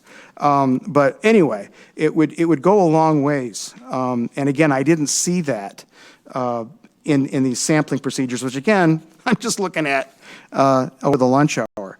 I also didn't see how the Bureau, it's on page under sampling process, it says the program will determine that the fourth signature on a line should be reviewed, even if it is on the sixth line on the sheet. Well, Sorry, what are you reading from? yeah, I'm under sampling process here. Again, I don't know what you're being asked to approve today, whether it's just this document or some petition manual that I haven't seen. I don't really know. I kind of would like, hope you guys can help me understand what you're voting on or being asked to vote on today. But I'm looking at sampling process, and it's the first bullet point, and it says the program will determine the fourth signature on the line should be reviewed, even if it's on the sixth line on the sheet. Well, again, part of my transparency letter of April 24, which I stole from legal, was that they would tell us how that process, if you don't have, how do you select that? In other words, what if there's only 3 lines on this sheet? And they said that if you go the fourth signature on the line of the sheet, but let's say there's only 3 lines on the sheet, you can't go to a 6th line on the sheet. It's not on the sheet. Do you go to the next sheet? And if you do, that's fine, but let's spell that out. Let's not like guess? Or do we just ignore that one and just say, well, there is no third line or sixth line or fourth line on the sheet because it's only a one signature petition? Then, what do we do? And that's all I'm asking. I just want to know what the rules are. So when we go through these call sheets, and again, that's another thing that I've asked for as part of my 13 steps of transparency here, that we get the what they call the call sheets and the marked up call sheets when you have to go down. And maybe you don't mark them up with this fancy computer program. I don't know. But again, there's some questions here that need to be answered. And again, I really strongly urge this board to review my April 24th letter to this board, none of which is reflected in this document called Sampling Procedure for Canvassing Petitions. And I appreciate the discussion on the paper copies. That might be a thing that we might want to put in this sampling process about paper copies of the sample will be available. It's not in here now. That's been the practice of the BOE, but, it'd be nice if that were in here too. So with that, and I'd appreciate getting a copy of any legislation that I've heard today too. So please ask me questions. First, with regard to proposed legislation, what we want to do is distribute it to the working group and get their feedback. We think that it'll be valuable for us, and so we don't anticipate that this has the immediacy that a lot of the other things that the legislature is going to be is addressing. We think it probably, and in addition, what the most significant change I think in the proposed legislation is going from 120 to 160 days for submission of proposals. And that is not going to be something that the legislature could enact for next year. So we want to get feedback from the people who, from the practitioners who were so helpful to us in reviewing what we're doing. Some of the questions that you're asking, I would like Mr. Brader or Mr. Fracassi to address, because I think, and I don't know about this access to QVF signatures. It's not an issue that I've dealt with, but if you could answer the question, Mr. Brader. Sure. Well, so I defer to the AG's office on the digital signature thing, but there is a thou shalt not is the short answer. It says we shall not disclose. But I defer to the AG's office on that to further elaborate. On the rest of it, I think, I have to look at it again. I don't believe there's much, if anything, that's being requested that we provide that we don't already provide. So we can look at, it always gets tricky when we're trying to document everything that we will do as part of the process with practitioners, because we don't want to be under-inclusive and then create the expectation that we're not going to do more than that if there's something that we can provide, because we're trying to be helpful. But we can look at that and see if there's something that we can put pen to paper on that will more clearly explain that the things that we assume that we will continue to provide are more solid. Adam, do you have anything you want to add on either of those points? Heather, did you want to add anything on the GG, 509GG, or the other? Just to be clear, I'm only just looking at this right now. Okay. Is there a thou shalt not other than There is. There is. So the second line of 509GG, the first line says it's exempt, and then the second line says the Secretary of State, blah, blah, blah, shall not release a copy of that portion of a registration record that contains any of the following. And so that includes digitized signature. And the other issue, as Adam pointed out to me, is the release of the digitized signatures are restricted under the vehicle code and I think federal privacy law as well. So But that's in the context of FOIA, though. it's not, but the second line takes it out of FOIA completely. You can't even waive it. Like, you can waive an exemption over in FOIA. This statute says no. That's how we read the first and two lines together. Well, I still think you can get around that. Otherwise, because again, if you're a challenger or a sponsor, you're part of the process. Make us sign one of those, when I came in and looked at the samples, Mr. Fracassi, sorry, made me sign this document that basically said, you get my second born if I do something wrong with this sample, and we signed it, okay? And that was fine. And I think you can do the same thing here, make us, because we're part of the process. Here we're trying to prevent fraud. Or if I'm a challenger, I'm trying to prove fraud. So I'm on both sides. And everyone that was at that working group is on both sides. So I think that we can be excluded from that. Just make us sign something that, like I was asked to sign before, which I gladly signed. I mean, we're not going to go with these signatures. These people aren't going to show up for credit card applications after we have access to that. That's not why we're doing that. So, anyway, I think even with that, I think there's ways that we can get around that. And if that's, and if it would make the board feel better to, work legislation on that, I don't think it's necessary, but at any rate. Is there a distinction or a difference in releasing it versus allowing them to come in and review them in your presence, or?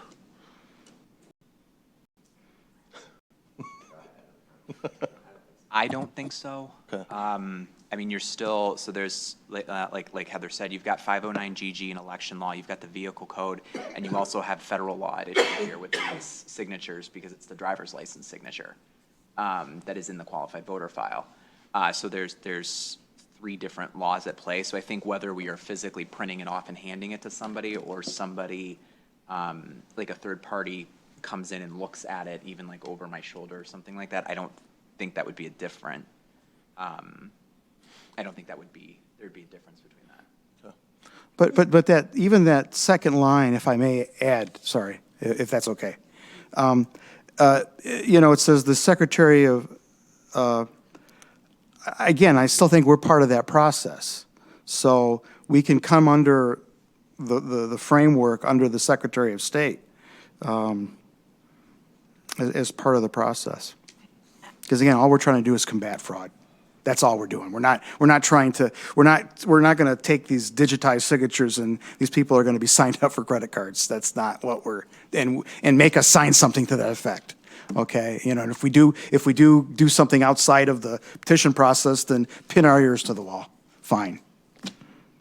I think there's also some privacy protection in the Voter Registration Act. I'm not sure if particularly in I heard a discussion of this, that in the AVR, the automatic voter registration, people can opt to preclude access to their information. I'm not sure. Yeah, I mean, well, I'm just so- throwing this out. I don't know.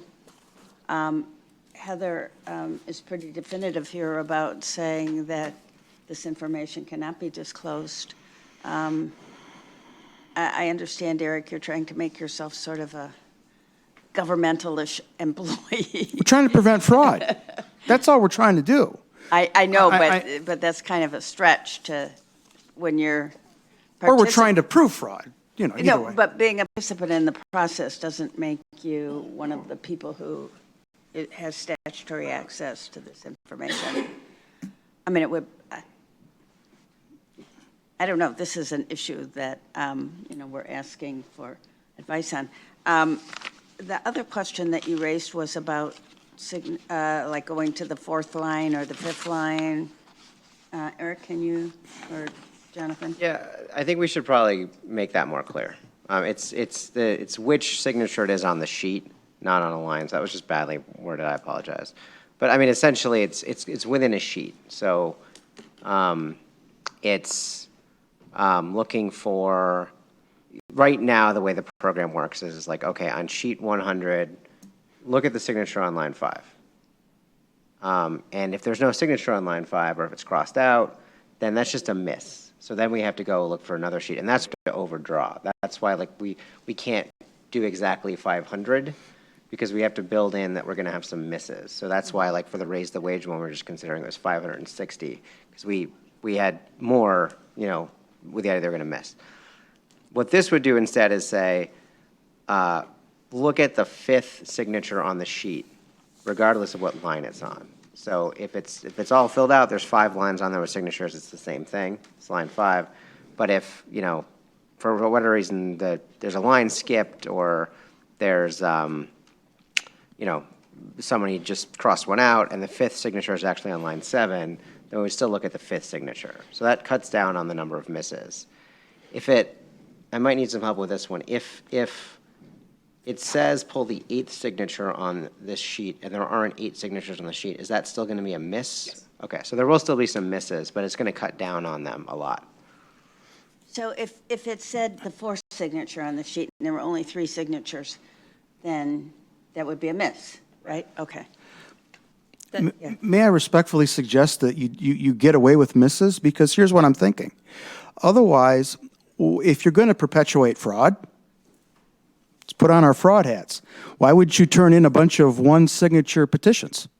I understand that the fraudsters were filling out full sheets for the most part, but if I only do one signature petition and their program says line 2, and well, I don't have a line 2 or a line 3 or a line 10. I only got a line 1, so therefore that petition then that signature is going to get missed.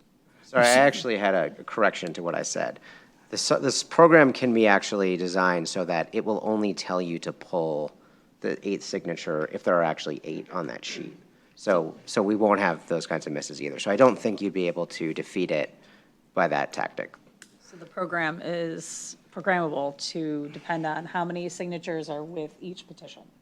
Okay. Yeah, with Thank the you. sheet, yeah. Well, but don't you want to have okay, well, again, I'm just trying to discuss No, right now. I understand. And what you want to set up is a system that's going to make the same probability of correcting or catching a fraudulent signature on a 1 petition sheet versus a 10 petition sheet. And if you're telling me that that's what this does, then I'll accept it and move on. But what I wouldn't want to have happen is you set up a system where if you turn in less than 4 signatures, you're probably okay, and they can all be fraudulent signatures. But if in other words, if the odds of that signature getting picked up, whether it's a 1 or a 10, are the same whether it's a 2 or an 8, you see what I'm saying? That's where I'm going with this. Yeah, I guys. agree with you, and I apologize for You're not. This is describing it improperly. complicated. This is But discussion. the software is, the program will be designed to do that, which is that it's going to, 1, only tell us to pull, the 5th signature if there are 5 on the sheet, and 2, it will randomize, so a signature has the same likelihood of getting pulled regardless of the number of Okay. signatures that are on that sheet. Okay. So is That's it what I'm- intended that the sampling procedure in this publication is part of the manual, or this is in addition to the manual? We would publish the manual and that, we would just say, we're going to sample using the procedures that are on this sampling procedure document. So they'd be in tandem, it'd basically be an appendix to the. The manual is Manual. actually separate information. These don't Yeah, cross over. right. So what you're asking us to approve today is the manual, which is substantially the manual that we have been looking at since last spring, is my understanding, right? Basically, what we're asking you to approve is the manual updated to include that we're going to be random sampling, in accordance with these procedures. Right, but what you were, that's right. So the petition, or the manual from last spring was presented to us at the same time as Raymond's report recommending random sampling for candidate petitions. That was not included at that time, but it's included now. Am I correct? So risking recalling on my memory.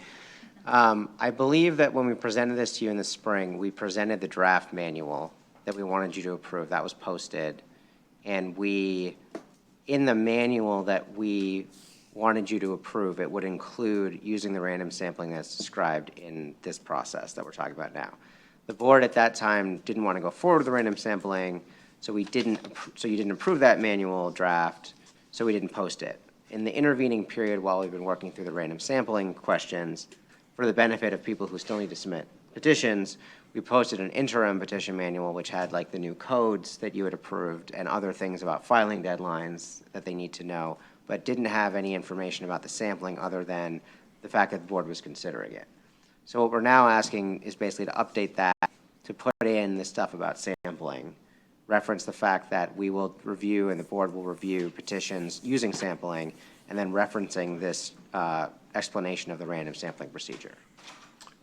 A question for you. If we just look at this piece of time we have, right? If you got the manual approved, does that help you with the time crunch you're under right now? Yeah, I mean, so the concern that we have is we don't know when we're going to get a petition in. So I can't tell you that if we don't get something approved today, it's definitely a problem. But if we don't approve something, like the longer we wait to approve it, the odds increase that someone's going to submit something and we won't have the new petition random sample place, and then that's going to create a question of whether we can use the new procedure. I think I would probably still say that we could, but that's just an additional thing that we would need to argue about. So that's where the time urgency is, but I don't have a specific date that we have to have this by, because it just depends on when somebody files something. So here's the question. If we looked at the updated manual today, and we talk about that for a minute, if we push that as part of our agenda today, and if after this meeting, we sent out the proposed update to sampling, and we sent out the proposed legislative changes, circulated those to the standing committee or to the working committee, and pushed and kicked that can down to the next meeting, does that still live within what you need to be done? So under that approach, what we would do is we would publish the new manual. The manual would say that we're going to do random sampling, but it wouldn't have all the details about how we random sample. And then in a subsequent meeting, we would, once there's more time, the board would approve the specific sampling procedure, and then we would update it again with that detail about how we're sampling. I mean, I guess I'm curious what Adam thinks about that. That would help, because then we could at least, then people filing with us would at least know that it will be random sampled. But it would still leave open some question about the specific procedure that we're using being approved. Adam, do you have any thoughts on this? Or Heather, anyone else? So the interim petition manual that we have online right now, I'm not sure what would be different between what we have online versus what we would be approving, other than like what Jonathan just said, to say like these petition types will be random sampled. So that's I guess the main question that I would have. I think the intention with the document that we're talking about right now is that this would be the procedure that we would follow, that we would follow on behalf of the board, and that this document would be, like Jonathan said, kind of, Director Brader, said, okay, would be kind of like that explanation on our website that would say, here's how the board will random sample, here's the random sampling procedure for petitions. Candidate. For candidate and statewide and like initiative petitions. The only input I'm aware of from the working group that's still floating out there, the only input I'm aware of is Mr. Doster's list of items in his document. Okay, we don't have that same request from Mr. Brewer or Mr. Lindell or anyone else who was on there that I'm aware of.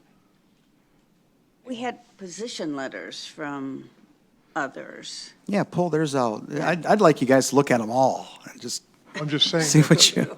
I guess where I'm coming from is that we brought a working group together. We had the meeting. We asked everybody for their input. And so it almost seems like we're putting the cart before the horse if we don't look at the input. and Mr. Brader to play to where I think you're going to go with that. I get the fact that a lot of, you guys have looked at that as you're putting this together.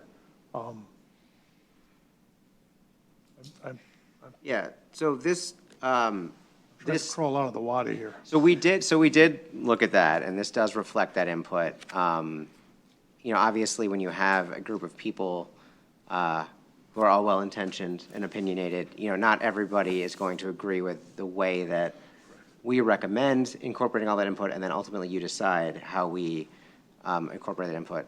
But, you know, we can certainly look at, so I guess I should say, I don't think that we rejected, I don't think that our process that we're recommending here rejects or precludes us from providing any information that Mr. Doster wants us to provide, with the exception of the digitized signature copies. That's a legal issue.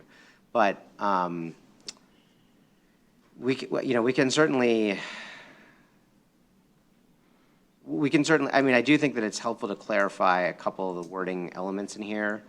I think we could do that after the board approves it and bring it back before you. But yeah, I don't think there's any other feedback that's about the sampling procedure specifically that we haven't incorporated. It's not going to change anything materially. Not that I know of. You know, one thing I know that, that we discussed earlier was that the obligation of either the candidates or the ballot proposal sponsors is to provide a sufficient number of valid signatures. And I don't think that we need necessarily to tell them how we're going to determine whether that in fact was done. I don't think that they should rely upon, that they're entitled to rely upon knowing how we're going to carry out our job. I mean, I think that we do tell them, and I know that what you're saying is that you want them to be aware of the way in which we are going to be reviewing petitions, either doing the face check or the random sampling and who we're going to do it for. But if we decided to do random sampling, if we made that decision next year sometime, it seems to me we're entitled to make a decision about how we want to review petitions. It's our job to review petitions. It's their job to submit sufficient valid signatures. So whether we're reviewing those going through every single signature or doing it with random sampling, their job is the same. Right. I don't disagree. I don't know if with I've that. articulated that. No, I don't disagree with that, Chair Gurwitz. I think that's, I agree with that. But my goal is just to make sure that everyone who's aware of, who's going to submit something is aware of the whole process, you know, soup to nuts before they bring something in, just to reduce any uncertainty there. Right, no, I think it's good to give them that information. All I'm saying is that I don't think that they are necessarily entitled to it before they submit something.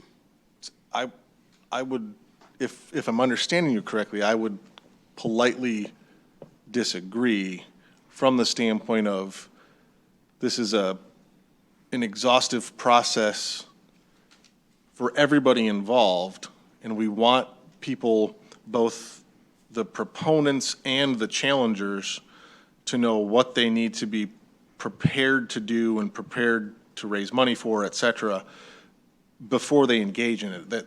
What are the rules, and these rules are not going to change on you once we've started. And so I think they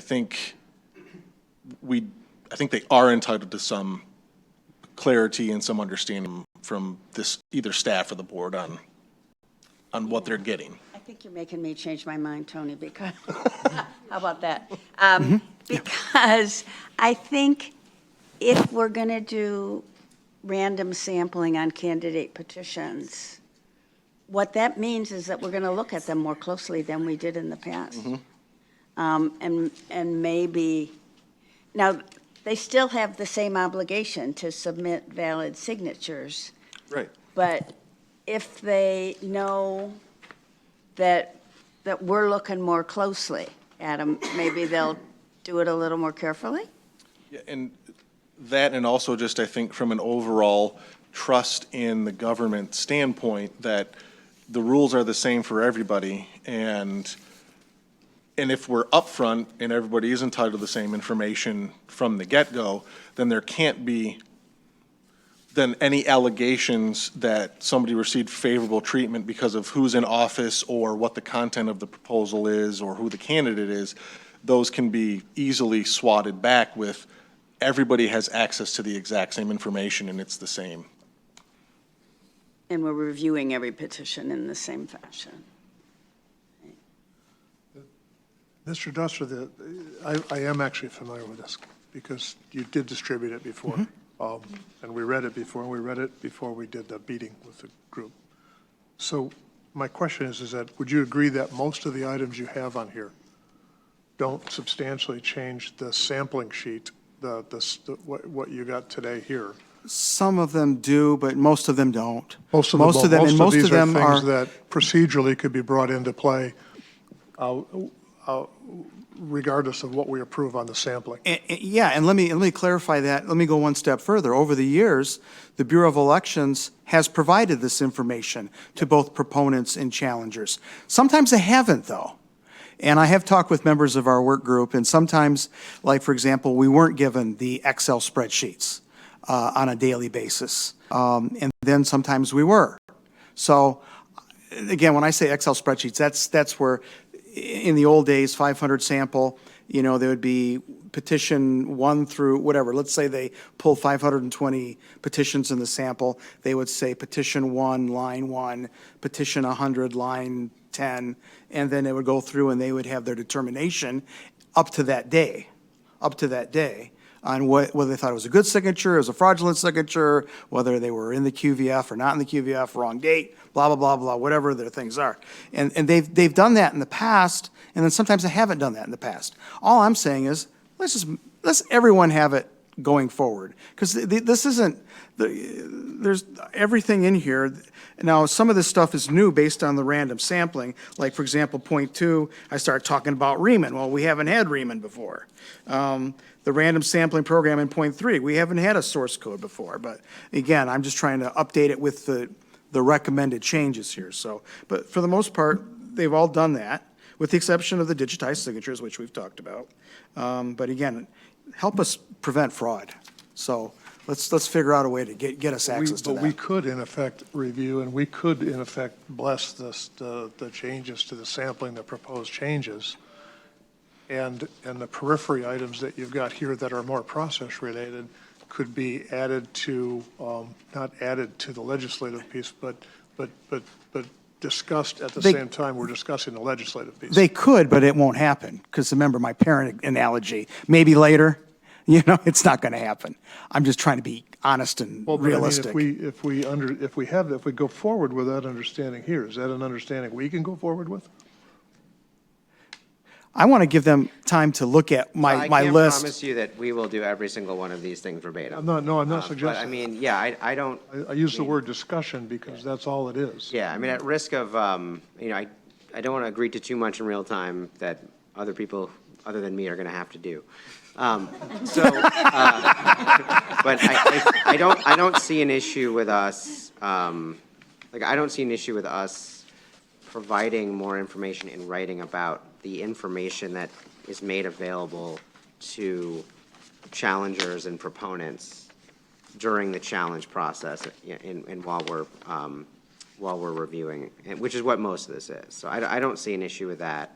I don't know, Adam, is there anything I'm not aware of that's a problem? Just what you have in the document that we have on our agenda today to consider, the new random sampling approach. I mean, the upshot of that is you're talking about the scans. You're talking about the fact that the numbering will be done in digital format, in real time. You're talking about how you'll store and how you'll break down the storage of the actual sheets. you're talking about the sample size, and you're talking about what what happens if the sample, what happens if you hit fraud? What happens if the sample doesn't pass? There's nothing in that document today that we couldn't pass here. Is that, Mr. Dostra, is that your thinking too? I haven't read it yet, so, I mean, you're asking me, I got it in the table there.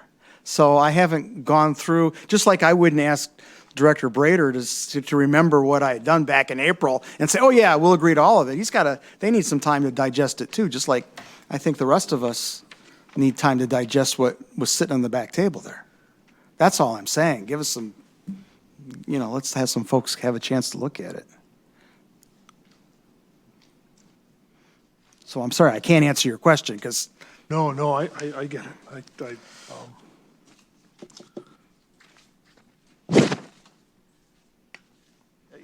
think it probably would have been a good idea to have circulated that maybe a little bit earlier, but that's just me. I mean, I take responsibility for that. I could have sent you guys a note and said, hey, can we circulate it? Yeah, this is something that I agree would have been better to have on the website earlier. And I think for some of your peers, they must have taken time this morning to read it because they didn't come back after lunch. I don't know that. And we didn't feed them. They don't have billable clients like I don't have billable clients, but yet I'm here. Where are they? Sorry. So They could have been here doing the pro bono thing too. You don't know if they do have a billable client. Well, then they would have been here then. I know those two guys. They both would have been here. They had billable clients. Maybe they're billing them on something else. Yeah, okay. Like the Well, but not on petition this that we matter. rejected this morning. I know this is a little off the sampling Sorry. process, but number 9, I think I brought this up with you when you did bring this back to us. And that's the way to review signatures from out-of-state circulators. Is there any way to address that, or if I look at you two, I can see no. I can just see the face.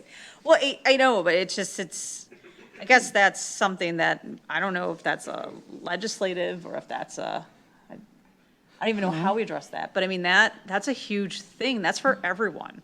And that's for us too, because I guess that's a question, and I can bring it up, I'll bring it up under other business, is if I remember right, I know that there probably was some communications for something that came in front of us that 2 of the members of this board are aware of, but one can't talk about it, and I can't, well, I can.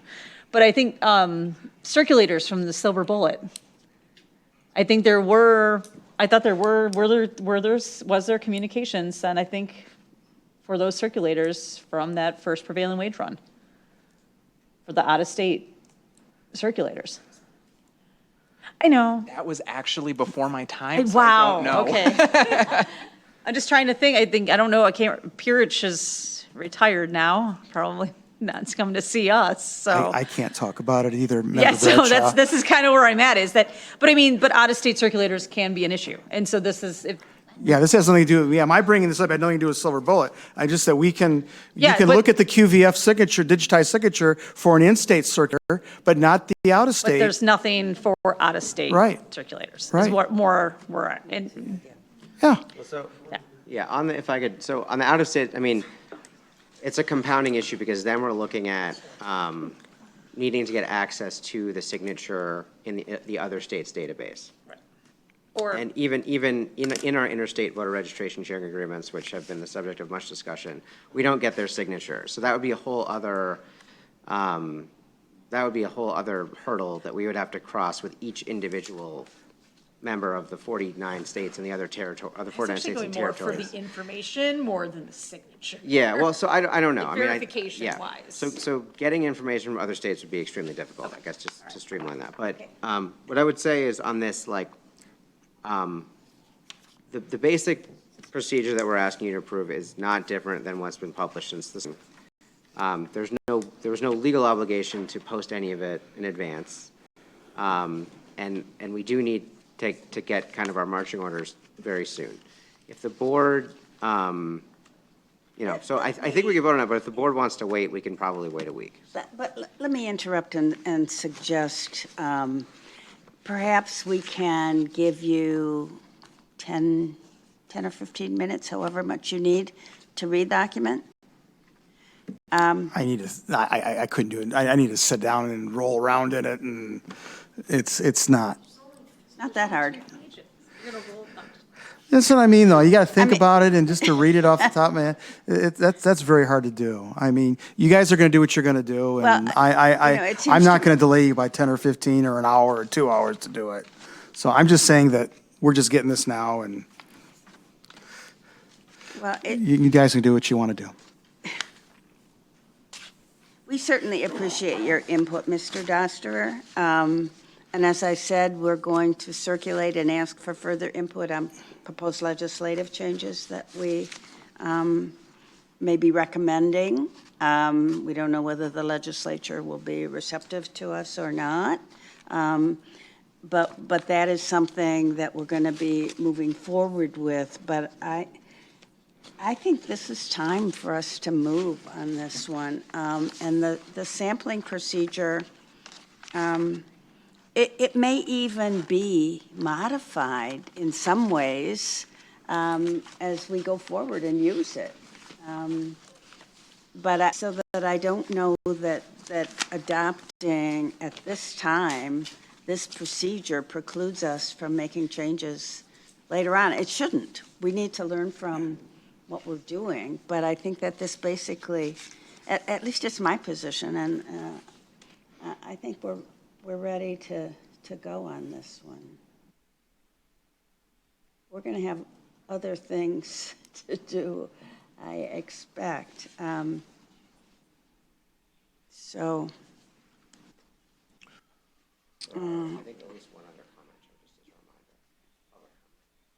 Oh, right, no, and there are a couple of others, too. Okay, James Gallant. Thank you for the opportunity for the discussion. Okay, thank you. Don't forget to turn that. Yeah. Mr. Gallant? Can we put him on? Is he on? Yes, can you hear me? Okay, we can hear you. Okay, You have- yes, thank you very much. 2 minutes. What's that? What? Hello? Hello? We can hear you, sir. Oh, well, okay, can my time start now, please? Thank you very much. James Gallant, Marquette County Suicide Prevention Coalition, these are my opinions. And I would first ask for this, the canvassing board, the state canvassing board, to formally request from the Attorney General, Dana Nessel, personally, to give the 2 written legal opinions. And one is the first for the Open Meetings Act violations for this subcommittee work group type selection random policy group that you're talking about.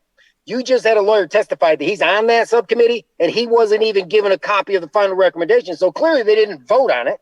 And so they clearly didn't follow Robert's Rules of Order. And you seem to have like contempt for Robert's Rules of Order, yet that is how it works in America under our Constitution. As a matter of fact, Secretary of State Benson has determined that public bodies in Michigan at the Michigan Redistricting Commission told them one instruction: you must follow Robert's Rules of Order. And they are a public body under the Constitution, the same as you are. So that means you are. So please get this written legal opinion from the Secretary of State.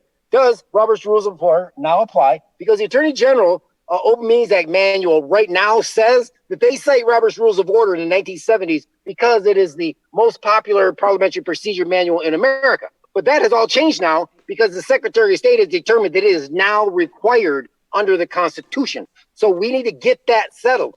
And I am working on taking the redistricting commission to the Supreme Court to get some of these things addressed. But I'd ask you to get the Attorney General's opinion on all of this. And, you know, and the vice chair even said, well, hey, I didn't ask you a question at lunch. What, was that a closed session meeting too you had at lunch?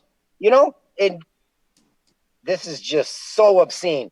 And this is Marxist-style communism. This is informal consideration at a formal business meeting.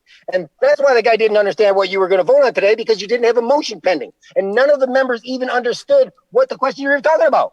It's like, yeah, we'll do it and work on it later, just like Obamacare. You got to approve it before you can be in, then you'll know, then you can find out what's in it. Thank just you, like you're Mr. doing right here, right Gallant. We always appreciate your comments.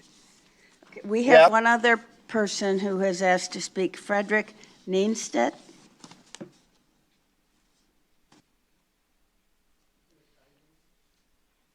I'm sorry? 3 minutes. We'll give you 3. Could you push the? And can you spell your name for the court reporter? There's a little small button right at the base.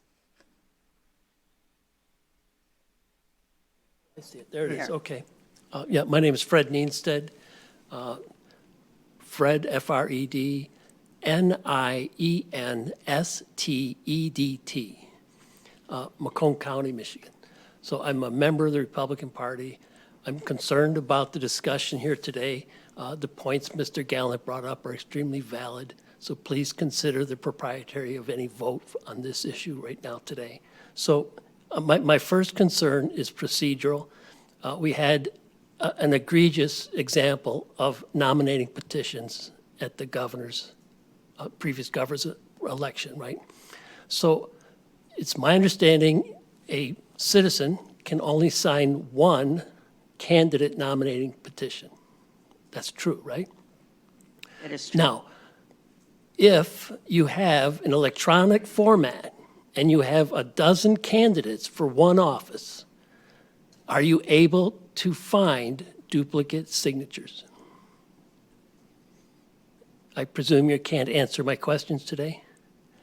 So anyhow, I would, continue. So in addition, will the electronic version of all the petitions submitted be available under FOIA? I don't know what your normal procedure is when handling today's current version with paper, right? I'm not familiar with how you handle petitions. I would consider that valuable information.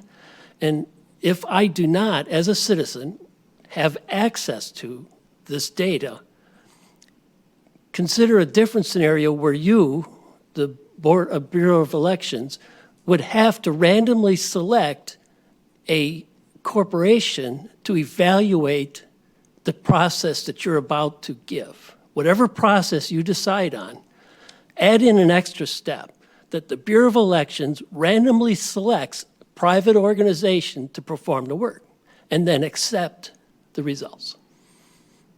Okay, that's what you're asking citizens to do if they don't have a clear understanding of everything that is happening on these signature petition drives. So whatever type of petition drive it is, the public needs to have 100% access. I understand there's privacy rights. There must be some way of mitigating that. Blurring the signature is a possibility, as Dr. Brader said, or Director Brader said, that you don't have access to all original signatures. So verifying them is problematic in the first place. Feasibility. People don't sign very well over time, right? So there's all sorts of problems with electronic signature verification. Eliminating that seems to be the path that the public will eventually go on. Now, you might correct me on that thought, but it seems to me that that's a possibility. Again, I need to know, as a citizen, the validity, the original validity of all of these signatures. Yeah, I think you misunderstand. We're not doing electronic verification of the signatures. We're actually looking at the signatures and comparing them to the digital signature in the qualified voter file. With regard to the availability of petitions, Director Brader and Mr. Fracassi can address that. Yeah, so I mean, the goal of this, one of the goals is to make it easier for people to get them in FOIAs. Right now, if you want to get the full petition drive, what you have to do is come in with your own scanner and sit there for several days while we have staff watching you to make sure you're not tampering with it and scan the whole thing. And so that's very expensive and very few people can do it. Under this approach, we will scan it, which means that anybody can get it, a copy of it through a FOIA. So I think it will greatly increase the access to these for more people. It is difficult to identify duplicates. I think you recognize that, and I don't believe that the program, that electronically scanning the documents is going to give us the ability to do that. Somebody who addressed us at an earlier point in our discussions, not today, but at earlier, was able, Mr. Grebner, to identify to pick out duplicates, and I'm not sure exactly, I can't tell you precisely the procedure that he used to do that. I think Oh, I'm sure he could. I don't know if you've heard Mr. Grebner, but generally it involves scanning everything, data, entering it, and then bouncing on the lot, looking at the numbers, and then you realize, okay, this person signed it twice or 3 times, but you got to have the full, you have to have all of the submissions, which, to your question of duplicates, I do think electronically doing this and making it available does make that easier for challengers. And so, in the sample process, it's easier to find those duplicates. If you happen to pull the duplicate, it's going to be right there in front of you. Where they're successful in finding duplicates is when they have the full body of work and they can determine that this is in the sample, but it's also elsewhere in the submissions. But I do think what he's talking about, if the sample indicates dupes, that means that a person has signed the same candidate's petition twice, right? But not that a person has signed 2 different candidates' petitions. That's much harder. That would essentially involve more work on a challenger side of getting everybody's signatures. Right. You can't, and people don't always remember what they have done. And people don't necessarily know that they're not supposed to sign. They don't always read what's there, right? They don't read it where it says sign for only one, but yeah, thank you for your input. Madam Chair, I think he brings up a very good point, though, and that is, in the time that you've been director, and Adam, as long as you've been, I mean, how many times have you found when we had nominating petitions for multiple candidates for the same office, how many times have you found duplicates? Meaning somebody who signed, one person who signed 2 candidates' petitions? I mean, that, we can't practically check for that, because we'd have to look at it, we'd have to cross-reference every single petition. Anything to add, Adam? I mean, challengers may find it if they have the resources, but I don't think we've ever been able to. Yeah, challengers bring it. It's not something I've seen every single time. Probably a handful, I would say, and it is primarily brought by challengers from the outside. I believe that we discussed one jurisdiction, I can't remember if it was Arizona or Colorado, that allowed, and this is not for candidate petitions, but for initiative and constitutional amendment petitions, allowed electronic signatures. And I think if that happens, then you would probably be able to say that somebody has signed either twice or has signed 2 petitions. But that's, and no, I hope we can get to a place where we are able to use all of the technology that is available to us to do as much of the work and the verification as we want to be able to do. And I think what Member Bradshaw was in her asking of that question, the answer lays out what we're doing here or proposing to do does not make it harder to determine duplicate on candidate signatures, if that's helpful.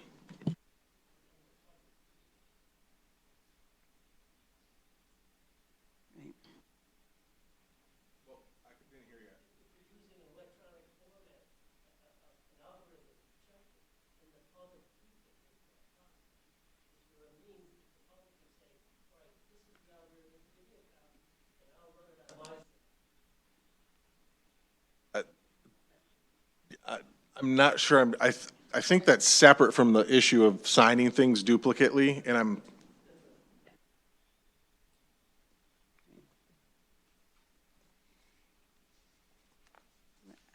We don't have anyone else speaking to number 9. agenda item number 9. Do we have a motion? There is a recommended motion. What do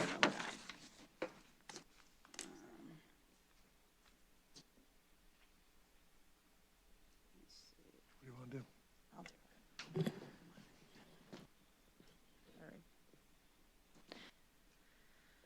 I move that the Board of State Canvassers approve the changes to the sampling method as described in the March 14th, 2023 petition validation and sampling process memo produced by staff and in the March 20, 2023 report on the recommendations for random sampling when canvassing signatures produced by Raman. Further, I move that the board direct staff to use the methodology and standards described in the memo and report when processing statewide ballot question petitions, statewide office candidate petitions, and petitions for a new political party effective for petitions submitted after today. You want to second it or you want me to? Go for it. I'll second it. Okay, it's been moved and seconded. All in favor? Aye. Aye. Okay, the motion carries 4-0.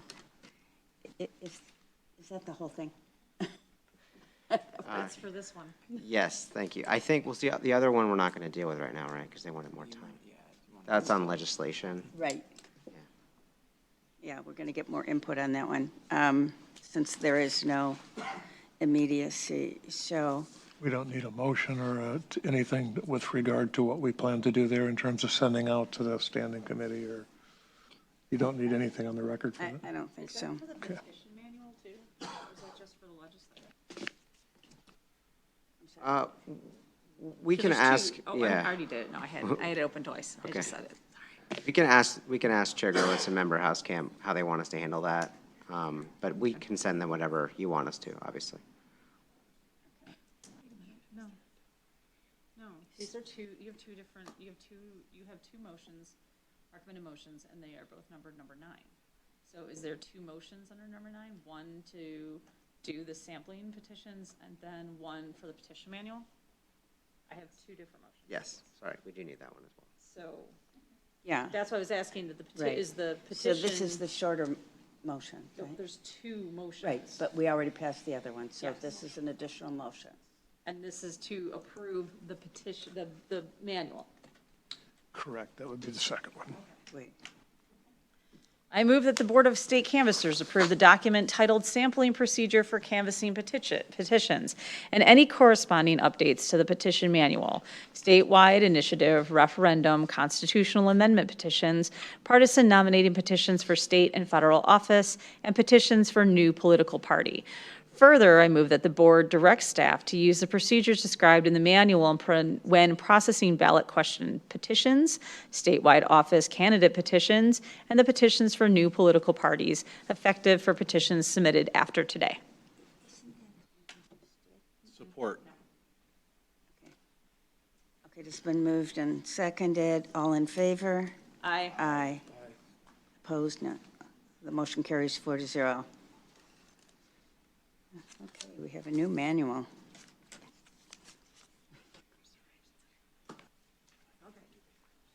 That one we're not going to do right now. Okay. Thank you. Thank you for clarifying. So item number 10 is other business as presented to the board. Braden Jacobazzi. He wanted to address 2 and 3, but he's late, so he's going to do it now. Is that right? Or whatever else you want to present to the board. Item 3 and 4, sorry, Mike. Can you hear me? Yeah. Perfect.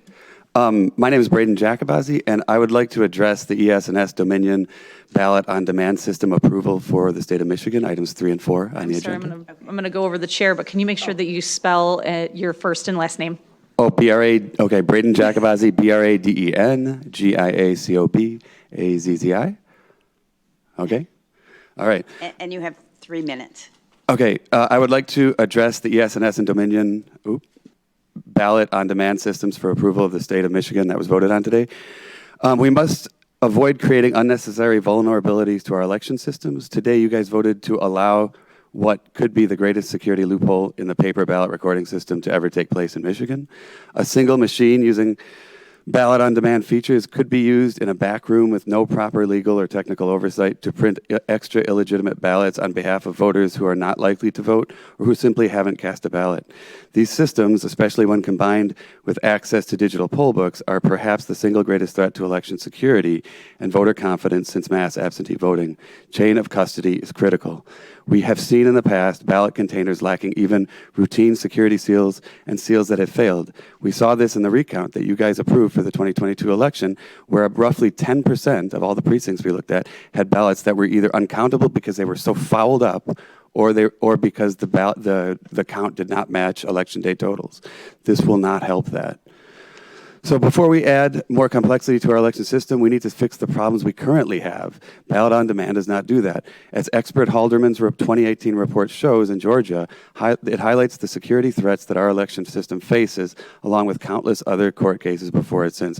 I will include and submit this to you via email, the Halderman report, so you can read this. And I will cite one reference from this right now. In the report, it states that in post-election audit, officials can use random sampling to efficiently confirm the paper and digital records digital records reflect the same election outcome. Although high-tech attackers might still manipulate digital records, and a group of low-tech criminals might, with sufficient physical access, manipulate some of the paper records, altering both sets of records in a way that reflected the same election outcome, would require a truly extraordinary conspiracy. Your vote today has turned the necessity for an extraordinary conspiracy into a mundane and ordinary crime committed by as little as one person in a back room who is capable of pressing a button on a single machine. So before we add, so I will end by saying this. I would respectfully recommend that the board postpone or revote on this implementation of this change until after a proper deliberation with experts and potential fraud vectors is undertaken and further public discussion is had. Thank you for your time. I appreciate your concern for security. It is one that we all share completely, and we're committed to it. And I personally am satisfied that the ballot on demand systems that we approved today do provide for security. I myself do not see a need to revote. May I ask, what makes you so certain that they are secure? And do you have an IT background?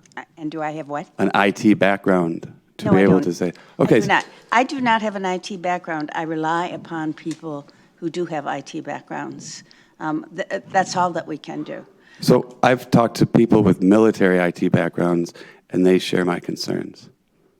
I'm sure, I know that you have concerns, and that you have raised concerns in other contexts as well, and that you are committed to ballot security as we are, and I'm satisfied that we have achieved that. How can you be certain of that when the recount that you guys approved officially shows in your own record? We did a partial statewide recount of Props 2 and 3, and we showed over 60% of the precincts that we looked at were either entirely uncountable because they were so fouled up, right? Or the seals were broken, or things were wrong with them, or the totals didn't match the election day totals. How can you say that that's secure and that there isn't something to look at? I don't believe that the facts that you're reciting are accurate. It's official record. You can look at your own record from the recount. That is not, and we're not here to relitigate the Well, I don't want to relitigate useless it. recount Yeah. Props 2 and 3. Well, you're saying that you're certain that we have a secure election, and I'm showing you that your own official numbers on your own recount, on the recount that we did, that's in your official file, shows what I just said. Those are not our numbers. Can we switch up the argument Yeah, for sure. just a second? Sure. Okay. There's a couple of things here that are missing. Number one is the voters in Michigan last election approved sweeping changes to the election process, including early voting. Okay? So part of what is happening here is we are responding to that with a mechanism that says there's going to have to be ballots provided for early voting.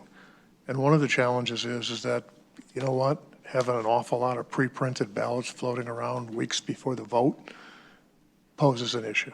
And so what Director Brader and his team have done is they've done something better. They've come up with ways of saying, if we print the ballots on demand in a controlled environment with proper procedures and proper protocols in place, that's the least offensive, that's the least insecure way to do this. I would say something to you. Are you an IT professional? I'm an engineer.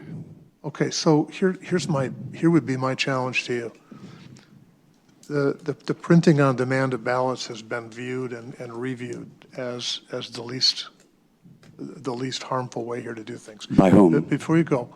Wait, was that voted on or not? So take this meeting Yep. and use it as a way to go forward and come back to us in a month or 2 months with a list of what you would do in addition to secure the idea that we're printing ballots on demand. Come back to us with a list of what you would do to secure that. I mean, in the past we have, and Right, I would you also don't- note that you're making a change 2 weeks before an election. So how are we able to address any of that 2 weeks before an election when you're ramming this down our throats 2 weeks I don't before? think this goes into effect on this election in November, does it? Are you pre-printing ballots for this November? You voted on this and you don't even know? I think Oakland County may be using them, but that was already approved months ago. That was already done, yeah. Okay. Okay. What was approved here today is inconsequential for this election in November. Okay. So come back to us with ideas. Or Okay. send us ideas. That's even better yet. If you just email them, that would help. Okay, so I just want to understand, you're also stating that you think that this is, I think you think this is the most effective way to do this. And I would ask you, is this the most effective way, or is it simply the most convenient way for you guys to do this so that it's easier for you? And I would say that there's a balance that you have to strike between convenience and security, and this, and the solution that you came up with to do what the people allegedly voted for in 2022, right? The solution that you came up with sacrifices security almost entirely for a process that wasn't actually voted on behind closed doors to resolve what they claim they wanted in 2022 by making a machine that can print ballots on demand, which nobody specifically said in that 2022 election. And nobody's going to be overseeing that other than people that we don't know. I don't know if challengers are going to be able to watch that or anything. I doubt we will be able to. I don't know if I'll be able to see the software or understand the code that is working behind the scenes to do that, and whether or not things are being saved accordingly so that I can FOIA them. I have no idea. And nobody voted on that. And so I would say that what the people voted on in 2022 may not be exactly what you guys are putting in place. That's all. And thank you for the extra time to speak. Thanks for sharing your concerns. Okay, thanks. I think we have no further business unless any of the I do. members want. Wait. I have questions. Oh, So there's one more person who wants to speak. Yeah, there's one more. I'll wait. I will wait. oh, okay. I'll wait. You'll wait for what? I'll wait until the other person wishes to speak. Oh. Is there anyone else? Nobody else has indicated that they were. Yeah, Oh, I said I don't wait. think I have any. Oh, okay. I didn't, I thought that I had looked at all of the requests to speak, but sir, if you have something else that you want to add. Oh, okay, are you Reggie Davis? Oh, please excuse me for not noticing your, okay. Please. And spell your name for the court reporter. Yes, ma'am. Reggie Davis, REGGIE DAVIS. And you wish to speak here with regard to the property tax Yes, issue, which the municipal we're not property tax. considering Yes, today, but I understand. It's just a message from the Honorable Councilwoman Mary Waters from the City of Detroit. She just has a short message for you. And I'm here to give you that, if you don't mind. right, and I Is that believe. the document that we got? Yes, Okay. and I want, for the record, I wanted to leave the message. Her printed comments were presented to us already. Right. Okay, and we have those, and those are part of the record. Okie doke. So I believe she wanted me to make sure at the same time that I could, I guess in a live manner, give you the message as well. Thank you. Okay. And tell Councilwoman Waters that we have received her message. Okay, so is it okay if I put it together to you now? Is it okay? Sure. Okay, appreciate that, Madam Chair. Yes. And to the entire body of canvassers. I'll keep this short. It's a very short message as you have it. Detroit City Council member at large, Mary Waters, put an emphasis on at large in order to shed light on the fact that there are council persons in the city of Detroit that operate per district. So we have 9 council members, 7 per district, and council member Mary Waters is at large, meaning that she is responsible for the entire 632,464 residents of the city of Detroit. And this is the message from her to you. And I quote, "We speak to a critical issue that our residents in Detroit are dealing with in regards to property taxes. For several years, Detroit residents were vastly overassessed on their property values, leading to evictions, foreclosures, and furthering the devastation that our neighborhoods endured during the Great Recession. Estimates place the overassessed amount at nearly $600 million, and to this day, Detroiters have not been made whole.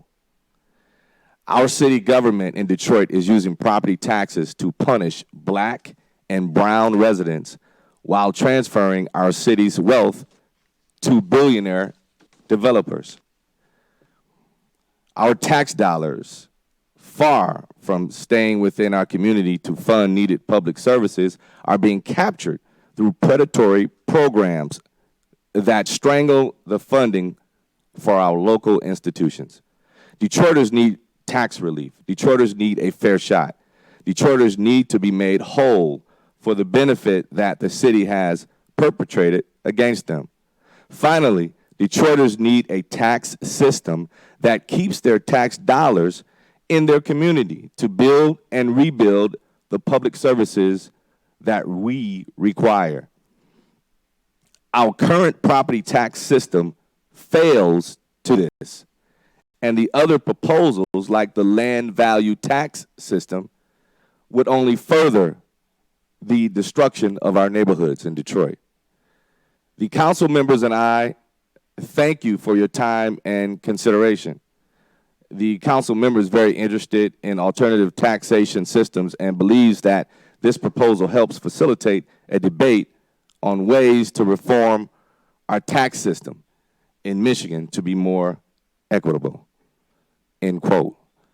On behalf of Detroit City Council member at large, Mary Waters, I want to thank you, dear Council President, and the entire body, should I say, for allowing me to speak on her behalf, Councilwoman Mary Waters. Thank you so much for having me. I yield the floor. Thank you for addressing us, and thank Councilwoman Waters. Absolutely. Thank you. Take care. She represents me. Oh, really? Yes. Oh, okay. You're a Detroiter. Yeah, I am. Okay. Okay, now I believe we are through with our agenda. So I believe it is time to adjourn. No, Nope. it is not time to Oh, adjourn. my gosh. Jeanette, My goodness. I keep trying to shut you I know, off. we've been trying to, it's okay. One, I want to know if there's any updates and any time we're being sued. Oh, It's always the first question. I don't believe anything has changed since the last meeting. I think we're Great. still waiting for some decision. I think we're a decision. I think that's the only one left. Good with that. My question is for all of the news coming around rank choice voting.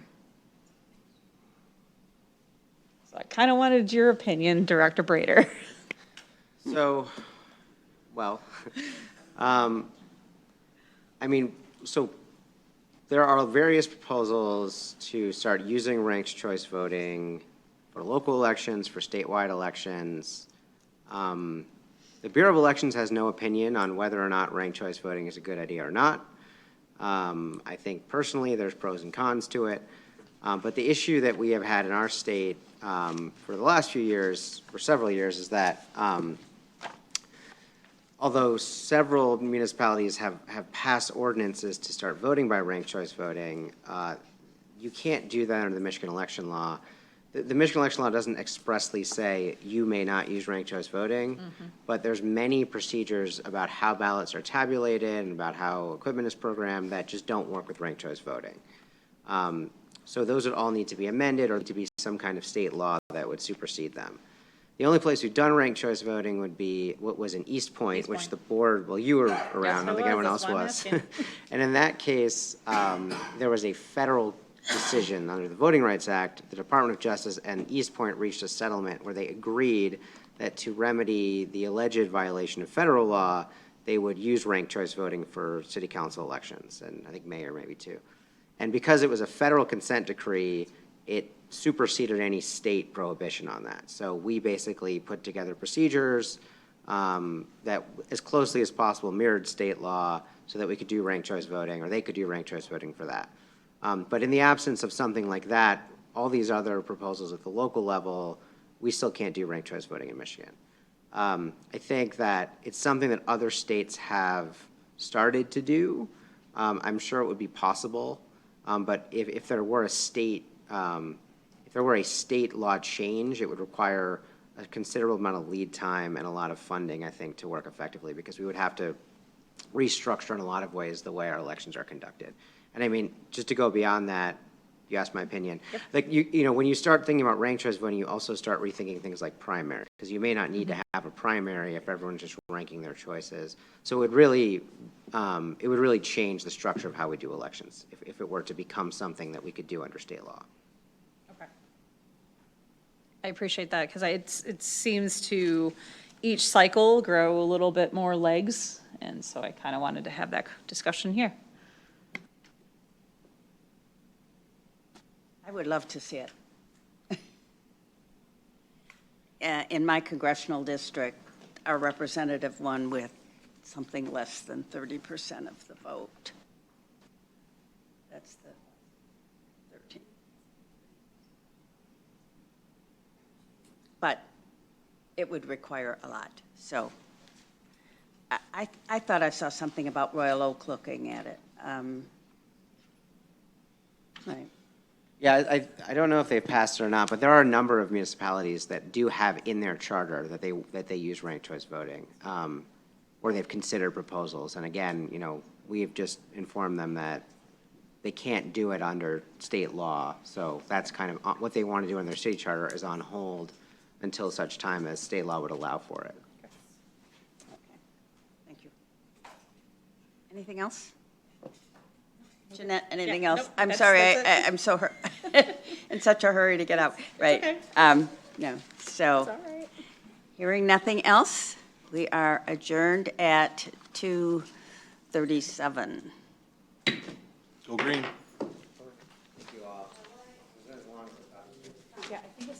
Sri Thanadar is my rep, and he has been getting some bad publicity.